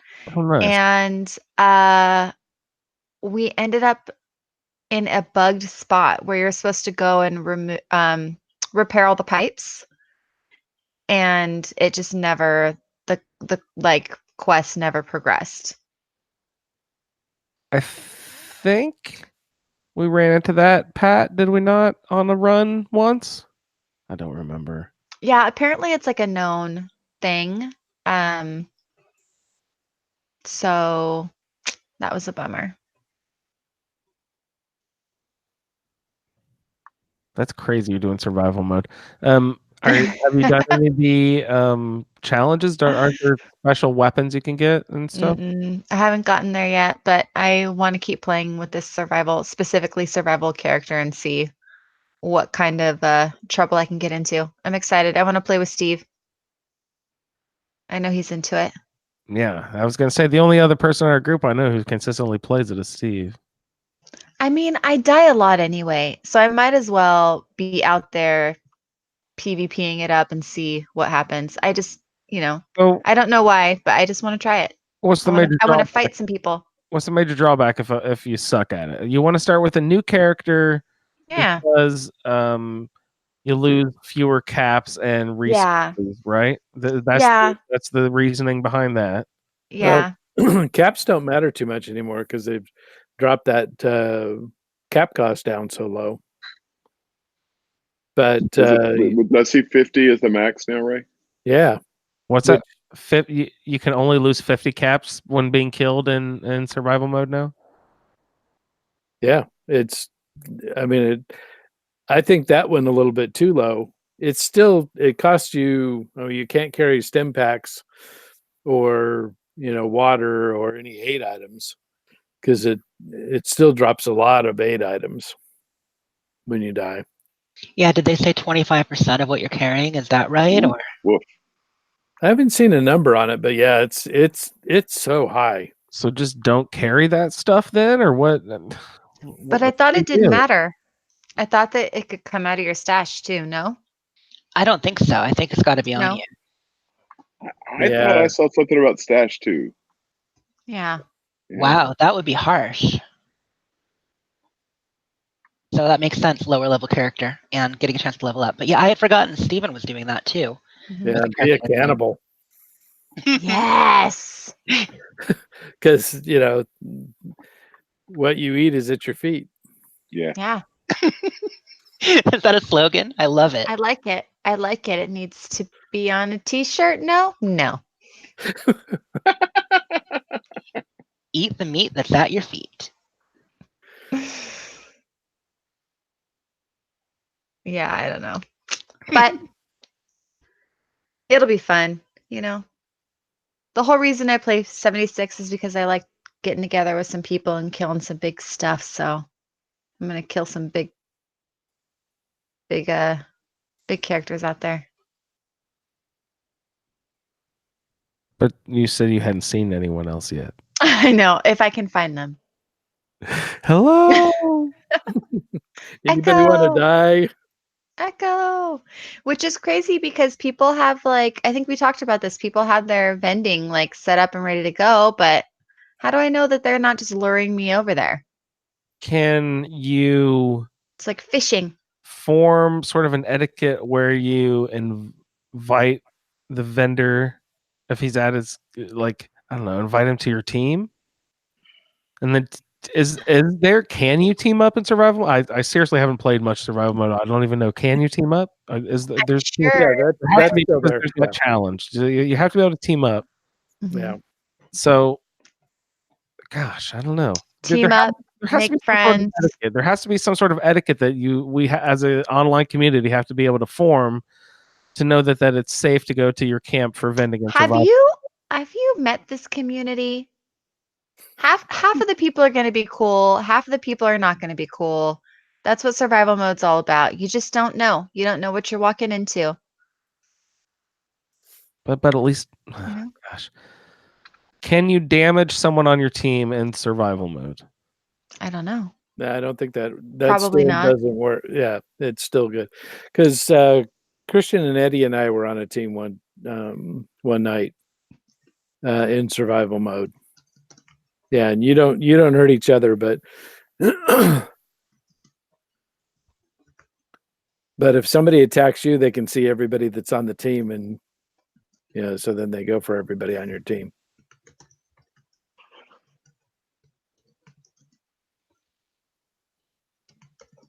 I've just had an idea. Oh? So we're talking about Ray and Andrew next week playing on each other's platforms. We do it in survival mode. They fight each other. How are we going to play on each other's platform? I mean, That's- I still have a PC and he still has an Xbox. Well, we can play on each other's platforms, just can't play against each other. Right. I mean, What we do you can sit there. We can sit there and look at each other while we play on separate platforms, but we're still on separate. Oh, platforms. you guys, my brain is not functional. Sarah just invented cross-platforming right there. But you can use controller on PC, so there's I that. can't speak Well, as tonight. you My do, brain yeah. isn't working. Listen, I'm the mother of a toddler. I can't brain not computing. I mean, I could buy an Xbox on my way to Andrews. I think that's a great idea. I I wouldn't think know what that's a to do with wonderful it, idea. but it'd Yeah, it be would good. force for you the to show. use the controller, right? Because there's no. I don't. Well, actually, no. You can connect a keyboard to an Xbox. I don't know if you can. That's use what it you know what? Okay, hold on. If We're I gonna can do hatch something here. if I can do a keyboard and mouse on an Xbox, I'll buy one. So, but that's the whole. No. That's not the point.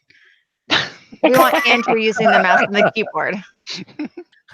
So, Andrew, do you have a PC at home that you could play on? I have a Mac, so no. Is there 76 for Mac? There probably has to be a version, There's right? not. Of There's course. Uh, No?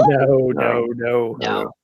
Okay, well, no. So no, I no. My podcast station, my only desktop is a Macintosh. Bummer. And my Okay. only laptops. I haven't really purchased laptops recently. They're just like little tiny weird little netbook type things. Don't buy a that's no netbook, good. whatever you do. Yeah, they're not good. You can't game or put anything on them. No. There's just web-based Mhm. apps and stuff, really. All right. Well, then, Okay. my So dreams are dashed. Maybe not the platform thing, but they could still do the newlywed game next week when they're there together. Hmm. And we've decided they have to maintain. You guys. Hey, I'm done I speaking thought today. I'm the one drinking wine. Maintain eye contact. Thank That's what we you. decided. Yeah. Stare deep into the soul and determine your Fallout 4 and Fallout 76 play styles. We could do it on video and hold hands if you want. That would make me incredibly happy.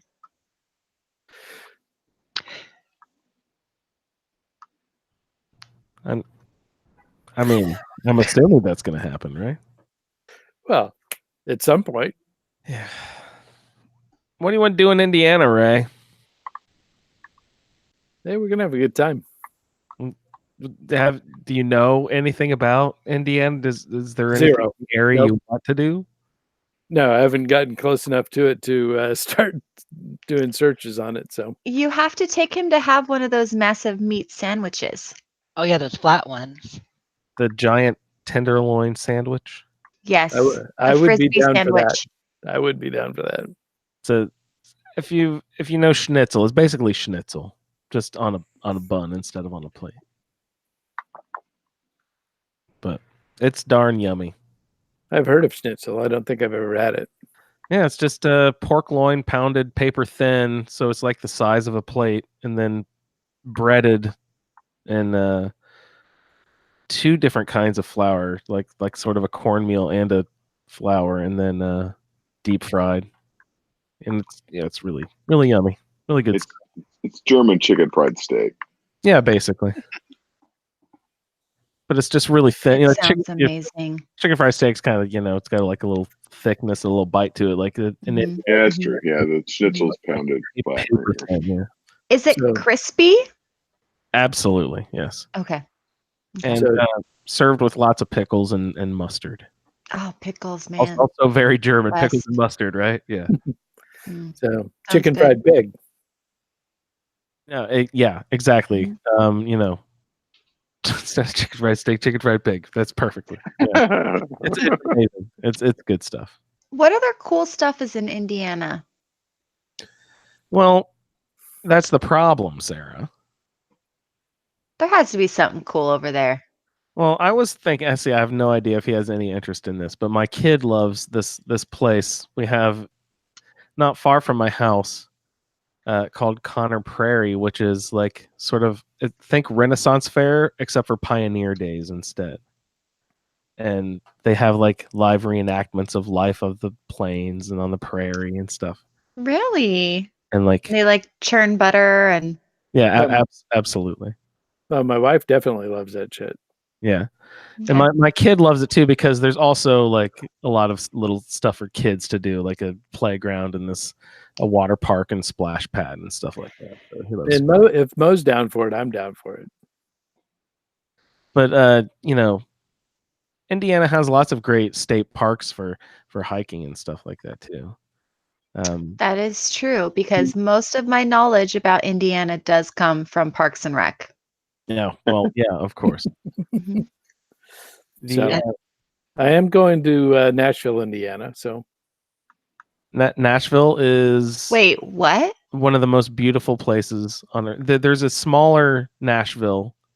They call it, and it's in Indiana, but it's tucked in beautiful Brown County, which is just like the cutest little tiny throwback place you've ever been, with all sorts of cute little shops and cute little this and cute little that, and it's one of those places that people flock to in the fall to look at the foliage and stuff. Is it when the leaves change? People go there in droves to buy overly priced little bottles of pure maple syrup and other little Amish stuff, and it's an amazing little town, little artist town. Hmm. Oh God. Asheville, North Carolina. Anyone except for like the Midwestern version of that? Anybody know that? Anybody been to I can Asheville? picture that. No. Asheville's kind of Mm. like Austin Yeah. in a way. It's the weird city of the South. yeah, we may be going to Asheville after we leave Nashville. Yeah, I definitely recommend it if you haven't been. It's a cool place. Yeah, But we love it. Nashville- It's only about 2.5 hours from the house, so we go there quite a bit. Oh, nice. Yeah. Another crazy weird little place to go in Indiana is the hometown of your favorite vice president, everyone, Mr. Mike Pence. Columbus, Indiana, has was sort of designed. There was a guy, like some crazy rich man who lived there, who sort of designed and had a lot to do with how the city was laid out, and he was sort of like a weird architecture guy. So there's just lots of really strange but beautiful, crazy buildings in Columbus, Indiana, which is not far south of Indianapolis. So if you're heading that way out of town, then I recommend at least driving through there and grabbing lunch or something, looking at weird buildings and stuff. It's just you wouldn't picture seeing that in a sort of like small to medium Midwestern town size, Are there mountains in Indiana? Absolutely not. Up Okay. northern Indiana was the stopping point of the glaciers coming down in the most recent ice age. So it is basically paved flat on the top half of the state. In the southern half of the state, you have beautiful rolling hills, Mhm. which leads you into Kentucky. Kentucky's known for their like bluegrass and beautiful rolling hills and stuff like that. But that does actually start in southern Indiana, and there's because the glacier stopped there and then melted. Mhm. There's lots of underground caves and water systems and stuff. So That's southern cool. Indiana and northern Kentucky have lots of good caves and stuff like that too. That's cool. I've never been to a place that's like completely flat that you can't see like mountains. Have you And been in I've- Florida? Been where? In Florida? No. Oh, okay. No. I've been to Well, you've been in the Central Texas? Valley. Yeah, but in the Central Valley you can on a clear day, you can see the mountains on either side of California. But if you just look towards Fresno, it's and then nothing you're but in flat. trouble. And you're in trouble. But I've always like in my mind, I've always tried to imagine what not being able to see a mountain off in the distance would be like, and I feel like it might be a little unnerving. To No? not see a mountain. Like Almost not a little more have like a exposed. mountain close. I I don't know. mean, that's of course it always has something to do with where you're Where you raised grow up. and whatnot. Yeah, Yeah. I mean, like, Yeah. I might get, some sort of trauma if I'm too far from a soybean field at this point. You know what I mean? You have soybeans? Yeah, that's Indiana's cash crop. It's okay. I thought it would be like corn. Well, I mean, Is yeah, that what grows out there? there's lots of feed corn fields too. Yeah.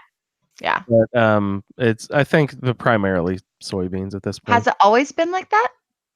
Or is that a relatively new It thing? was probably corn up into the 70s, but Mm. I think in the 80s or something there was some sort of development with soybeans that made them, I don't know, maybe we got to sell them to the Chinese or something. I don't know why it made it profitable, but there was something that happened with soybeans at some point, and a lot of the farmers switched over to that. Soybean oil became more popular, and also, more tofu, maybe.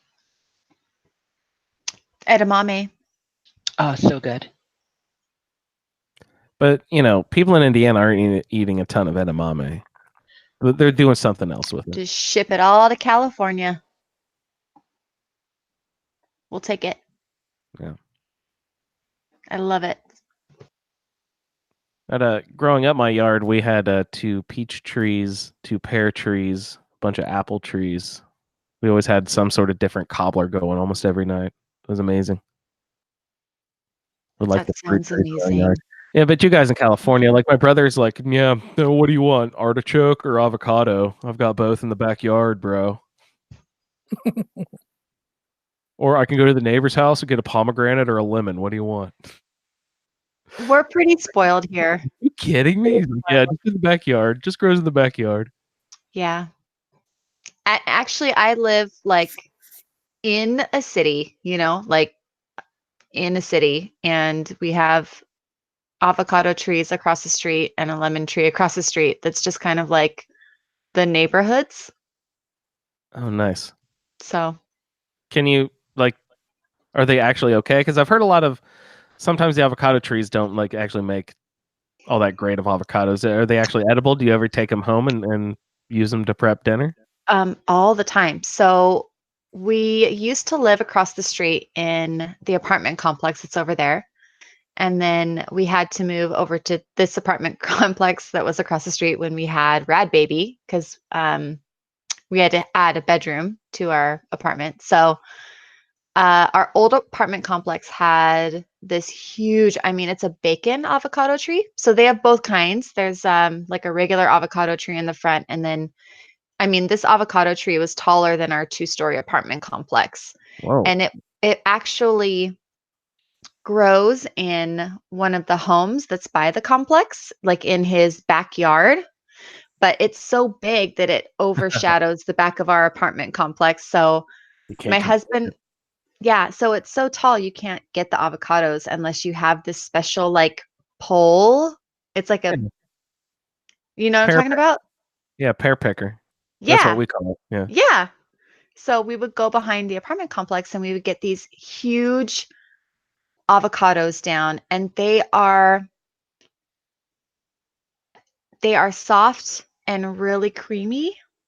They're different than the Haas avocados that you see like in the store. And they are creamy and amazing. So, and we get them usually during like the winterish months is when it like creates its fruit or whatever, like fall, winter. So nice. That's where we get our avocados from for part of the year. As long as our complex in Indiana, we know our fruit around here. We know it's ready to go when it falls off the tree. The avocado is not the same way. You have to pick it.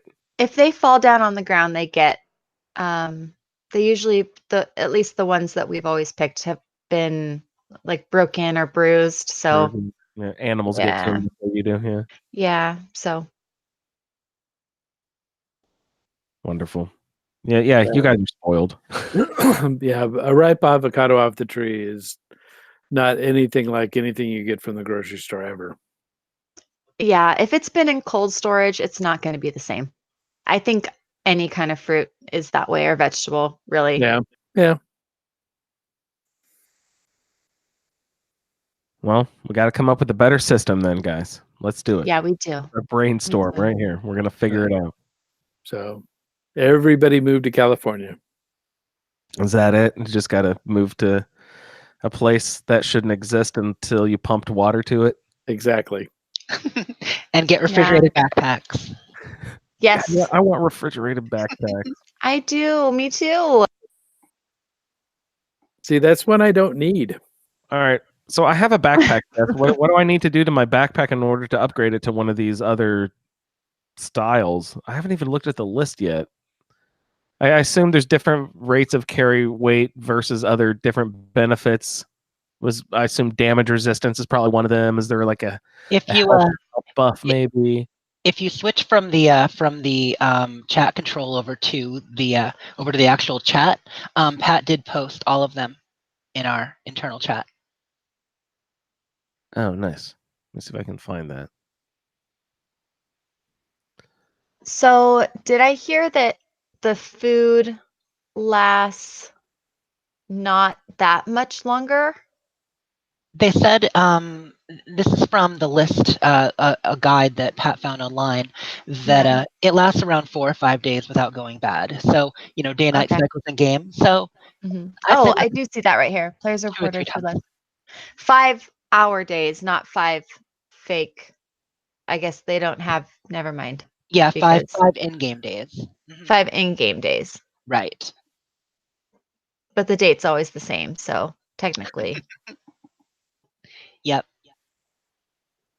Yeah, but so mods that we're looking at, and obviously you get them by earning the badges and trading the badges in the shop. But there's just the regular standard at the high level of the carry weight, the high capacity mod we talked about already. Armor plated, which is the one I'm excited about. Insulation mod, which is like armor plated but for energy resistance. Lead line mod for rad resistance. So they got the usual armor for ballistic, insulate for energy, and lead line for rads. And then the refrigerated mod, which is the one we were all talking about ahead of time. Did you find the list over there, Andrew? Absolutely. I'm just looking here. My brain obviously thinks armor plated, damage resistance, of course, the most obvious. But then I'm also blown away when I find other people out there is like, oh no, I hate combat armor. Give me the leather armor every time because I love that energy resistance. I'm just like, what? Yeah, that doesn't make sense. But there are people out there who do like stuff like that instead of damage resistance. Yeah, but if it you're looks better. yeah, it looks. I don't know. I mean, I kind of like the looks of the leather, at least at the light or sturdy level.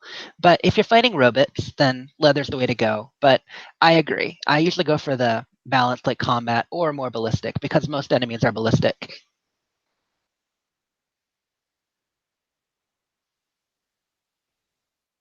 I'm such a hoarder. I just need whatever has the most carry weight. That's all I ever look at.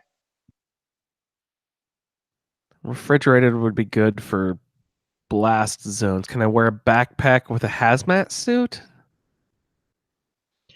Oh, I bet you can.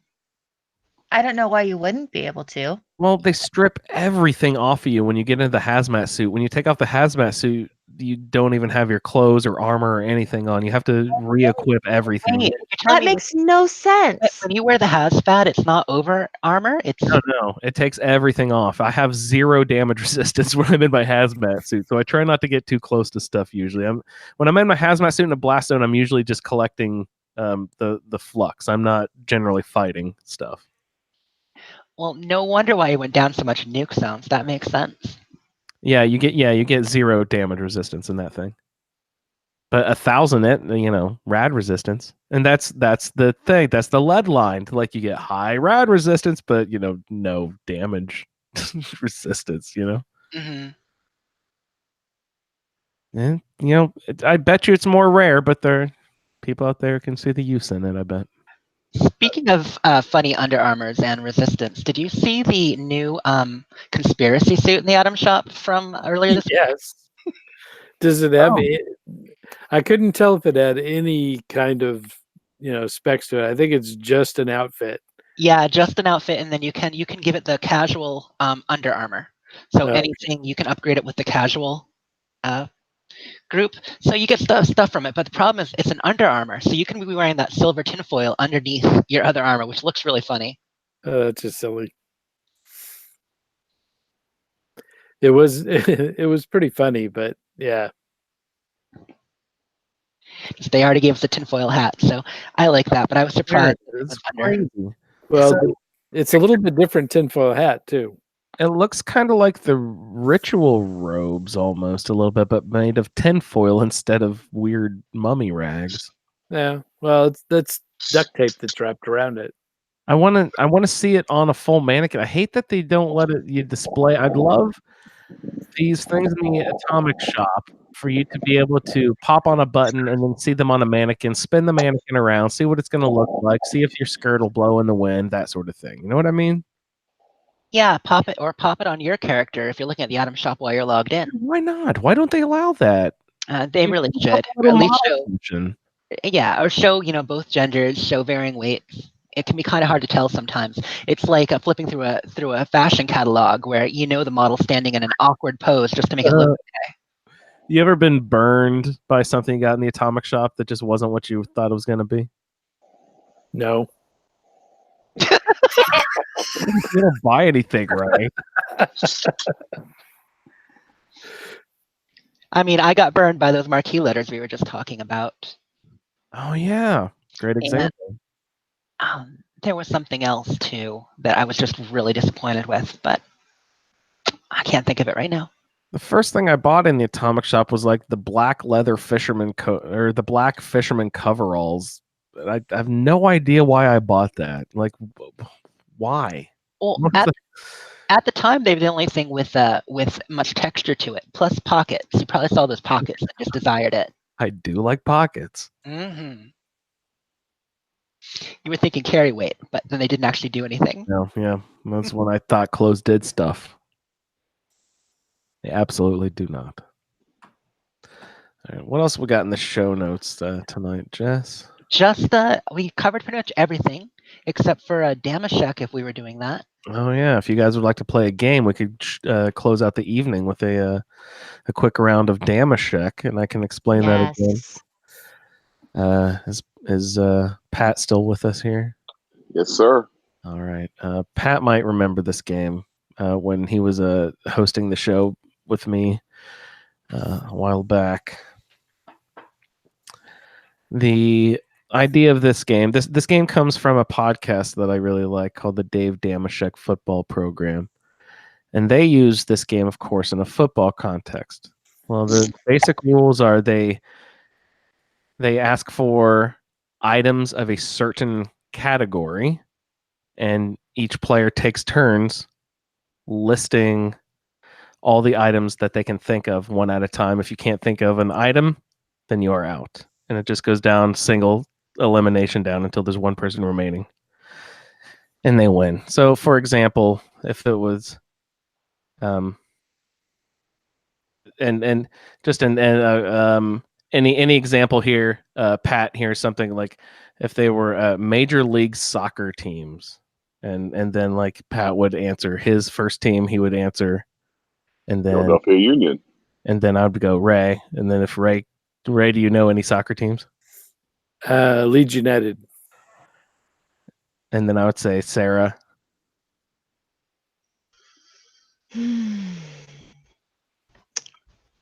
The Quakes.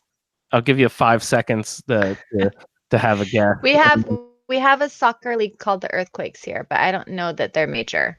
Are they And- major? No, that works. And we'll just Yes. go around in the same order. Yeah, I'm already out. That's the only one I know. But it'll be a category that you guys will be much more familiar with because it's more fun if you guys can list a lot of the items. So I actually need to write down your name so I can, or no, I'll just look at the screen here and get your. Oh, you just made Jerry happy with all that soccer talk. Oh, yeah. I'm going to be real bad at this game. Oh, Jerry, tell your wife I said hi, okay? Whoa. No, she evidently likes to listen. She listens. Yeah. On 1.5 times speed, right? Yeah, Yeah, you mentioned that today. we're chipmunks to Mhm. Jerry and his lady. Now, if your He said she modern waved. podcast apps don't increase the frequency. They Oh, that's sad. yeah.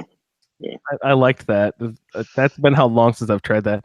Although they don't work with music though, Andrew. So when I was listening Ooh. to the show at one and a quarter Uh-huh. when I was catching up last week, and the if I remember right, the theme music sounded chipmunky, but not the people's voices.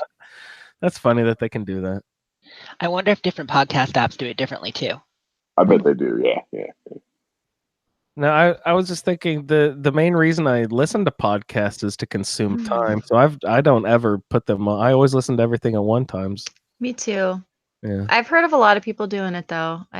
But If people have like 15 podcasts that they listen to weekly, I understand, but I don't listen to a ton of different podcasts these days. Yeah, Will wanted to make ours last the whole 6-hour workday. He was disappointed. Yeah. He's like, short. It's less than 4 hours, short show. How am I going to make this last all day? Yeah. Play it at half speed, make me sound like Jigsaw.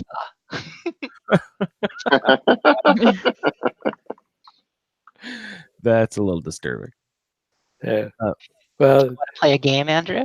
I mean, do you want to play a game? Absolutely. Ray, were you about to say something? the long podcasts have definitely been great for my latest 8-hour commutes. Oh, Jesus Christ. You're not exposing and tormenting your wife with our podcast, are you? I am, and she loves it. My God. I apologize. If you're forced to listen to this, I am so sorry. And From then the when depths of she, my heart. I yeah. apologize to Ray's wife so deeply. she and Sarah, talked about it at lunch. So Yeah. We're gonna get her on 76, man. Plus I saw her out at the shooting range. yeah. I- Well, yeah, she She's a badass. she is She's a super badass. absolutely a badass. Yeah. Yeah. we need to get her on, talk about her. She needs to Yeah. get Her game. online group going. Yeah. Yeah, she Does she play online on the road? Is she checking in with her online community as well? Oh yeah, she's getting all of her perks done. So Her perks. yeah, she's got all kinds of stuff. Well, they do team stuff, so they have to get their team points. So she's been vigilant, and she's got 8 hours to play. So you have internet on your car on But- the nice. but she can play it on her phone. Oh, wonderful. Yeah. That's great. Yeah, so she would drive, except that I can't play my game on the phone. So So she's like, well, I would drive deer, but yeah, that's funny. That's funny. so she's been staying on top of it. All right. So quickly before we hop into our game, tell me about this lunch you guys went out to. It was a lot of fun. It was nice to meet Sarah's husband and her kids, and we just had a good time. We went to the park and Chase sort the of kids food? around. my dog tried to bite her son. That's The what he usual. gets for As you do, Yeah, if you're a dog. well, little boy running around. Might as well bite him. Sure, why not? There weren't any squirrels. No squirrels in California? Come on, there's squirrels in California, right? Not at the park. Not with all those yeah. kids. Yeah. She did discover seagulls today. Oh, your dog did? Yep. What did you think about that? Oh, they were fun to chase. Oh, I bet. His dogs are really cute. They're really cute dogs, and they are really well behaved. Seagulls are sassy. They won't fly They're away sweet. quickly as pigeons will. Yeah. I mean, seagulls will stick around and give you a little attitude. Yeah, well, until a little black flash comes after them. So The Black Flash. Sounds like the new Unstoppables character. yeah, so she had a good time. She had never been to the beach before. That's wonderful. It's a whole new world. Atlanta's not Yeah. too far from what Georgia's got beaches, right? Yeah. Georgia. It's 5 hours to the beach. God, that is a long drive. I thought Atlanta was closer. No. Wow. Wow. All right. Well, guys, let's play a little game here. We're gonna go down the row here. We will start with Jess, then Pat, then Ray, then Sarah. That's the order they're in here on my record. Our category items I want you guys to list for me from Fallout 76. Okay. And I want you to name the items from this category. You get 5 seconds per guess here. Jess, the category is types of ammunition. Start. Okay. 10 millimeter. All right, Jess. Good. Next, Pat. Mini nukes. Mini nuke. Thank you. Yes. And Ray. 38. 38. Very good. Sarah. 308. 308. Very good. Jess again. 556. 556. Gosh, I've got that written down somewhere. Sorry, I'm trying to mark them off as I go. 556. Yes. And Pat. Missiles. Missiles. Yes, sir. Very good. And Ray. 44. 44 up here in the numbers. Yes, sir. And Sarah. Railway spikes Very good. Nice. That's from my one- favorite gun. Yeah, I was trying to make this list up myself, and that's one that I had forgotten myself. So good call. And then Jess. 50 caliber ball. 50 caliber ball. Very good. And Pat. Harpoons. Oh, another. Very good. Oh, That's a good call. yes. Let's see, I did them in alphabetical order. Harpoon. There we go. And Ray. 45. 45 also. Yes, sir. Well, my favorite ammo. And Sarah, What about the good old shell? the shotgun shell. I will take that. Where did I write that down? Why is that not in alphabetical order? Mm. Oh, because I had it under 12 gauge for some reason. Shotgun shell, yes. Okay, and Jess again. Cannonball. Very good.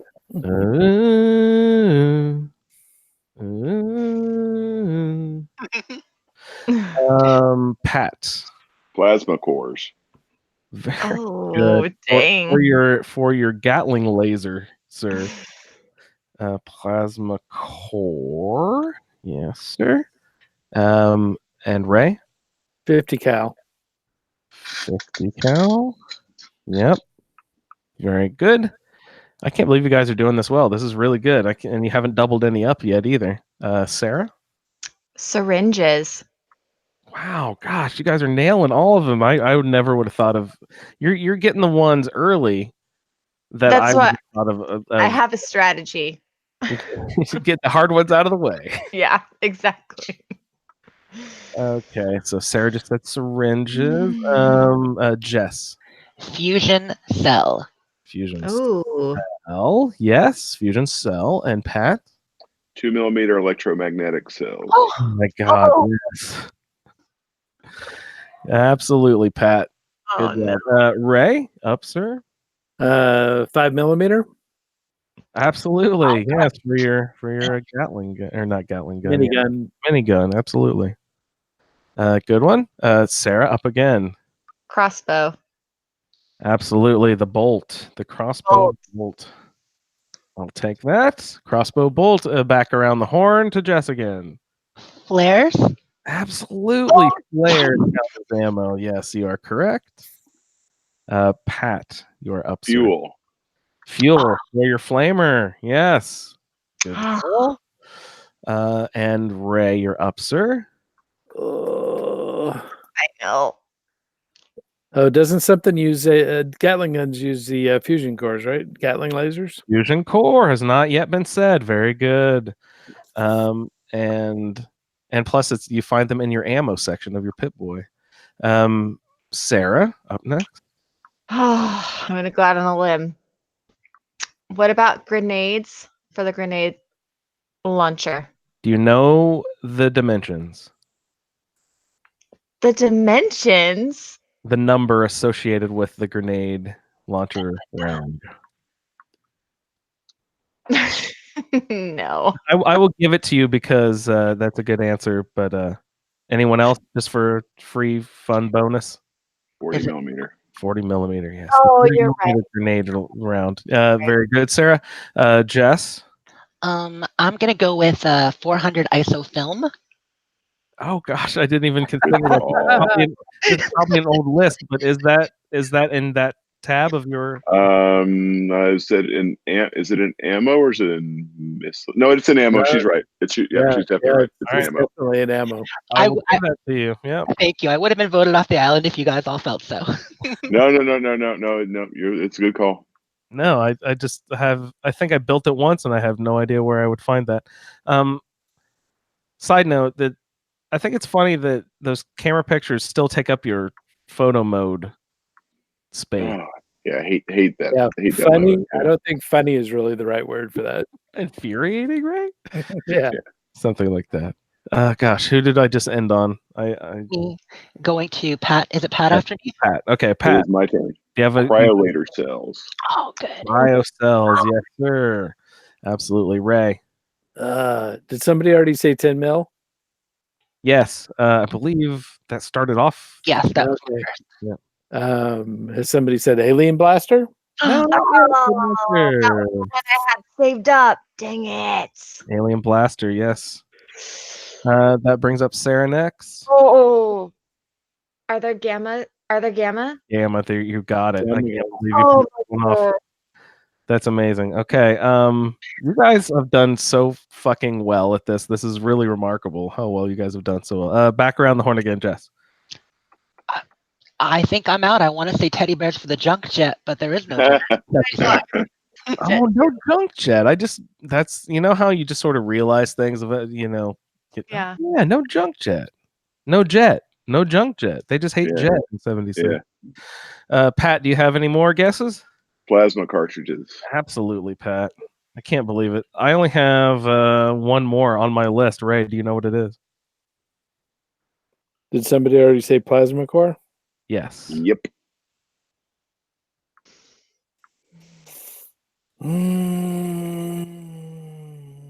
Gonna have to have an answer, sir.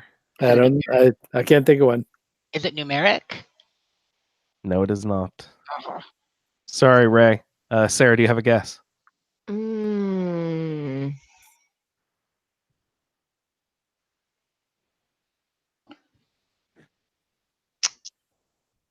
Gonna need an answer. No. You got me. I'm out. Jess, do you have a guess? I'm already out. I have nothing. Pat, back Pat around is to you. You've already won the game. Do you have a guess at the last ammunition?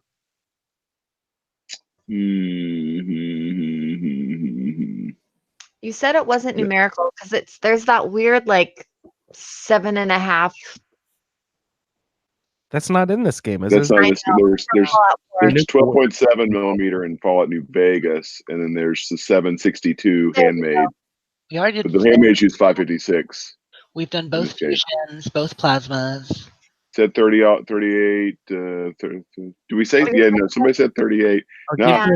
I'll give you a hint. I'll give you a hint. I've only ever made this ammunition by accident. I don't know what it's for, and I don't know how it would hurt anything. Wow, that was a helpful hint there, Andrew. I've made ammo by accident, but I always make crossbow bolts by accident. It's got to be something weird, like how you can use. It's weird. Yes. It You was know how, not in Fallout 4. It's a new thing that I've never seen in game before. It's got to be. It's those other cores for the freaking mine event. Oh shit! Oh, I know what it is. Ignition cores? No. No, it's not any kind of core. No, those are quest items. No, those are quest items. That's right. We'll just give it up here, guys. This is, and I haven't used it. I'd love to hear a report if anyone has had any experience with this. What is the paddle ball string for? Oh, it's What? for the Kami blaster. Kami. What's the Oh. name? Whacker? Kami whacker. Yeah. Oh. That's it. No, that's it. That's it. Fallout. Well, it's you can make a Kami whacker in Nuka World. I don't remember if the string is the ammo though. I don't remember how the ammo is defined. I thought So the isn't there a paddle ball? Like the little game where you bounce the ball back and forth. Yeah, you can get it from the arcade, and like you can just find them sitting around Nuka World. That is crazy. Can you get it in 76 though? Is it a weapon? There's a Kami whacker that you can get the plans for. And is that like a What the hell is? Ray's right. It's a paddle ball. It's a big Oh, hammer. it is a paddle ball. Oh, it's Oh, a hammer? What? No, the Kami whacker is a hammer, isn't it? Yeah, for doing the whack-a-mole. Yeah. Okay, then it's not. It's So it's gotta be a paddle ball. Like maybe a maybe padded it's just mallet? called paddle. Maybe it's called paddle ball rather than Kami whack, because there's a paddle ball, like one of those little things you have with a kid with a rubber ball and the string. You go whack whack whack whack. Yeah. And you can use it as a weapon to bop someone in the nose? Yeah. Really? Yeah. That's adorable. I'd love to try that. Wait, guys, that was remarkable. I can't believe you got everything besides the paddle ball string. I cannot That was crazy. believe you got all of that. That was remarkable. Very well done. I was just thinking about ammo from Fallout 4 and hoping that it transferred over.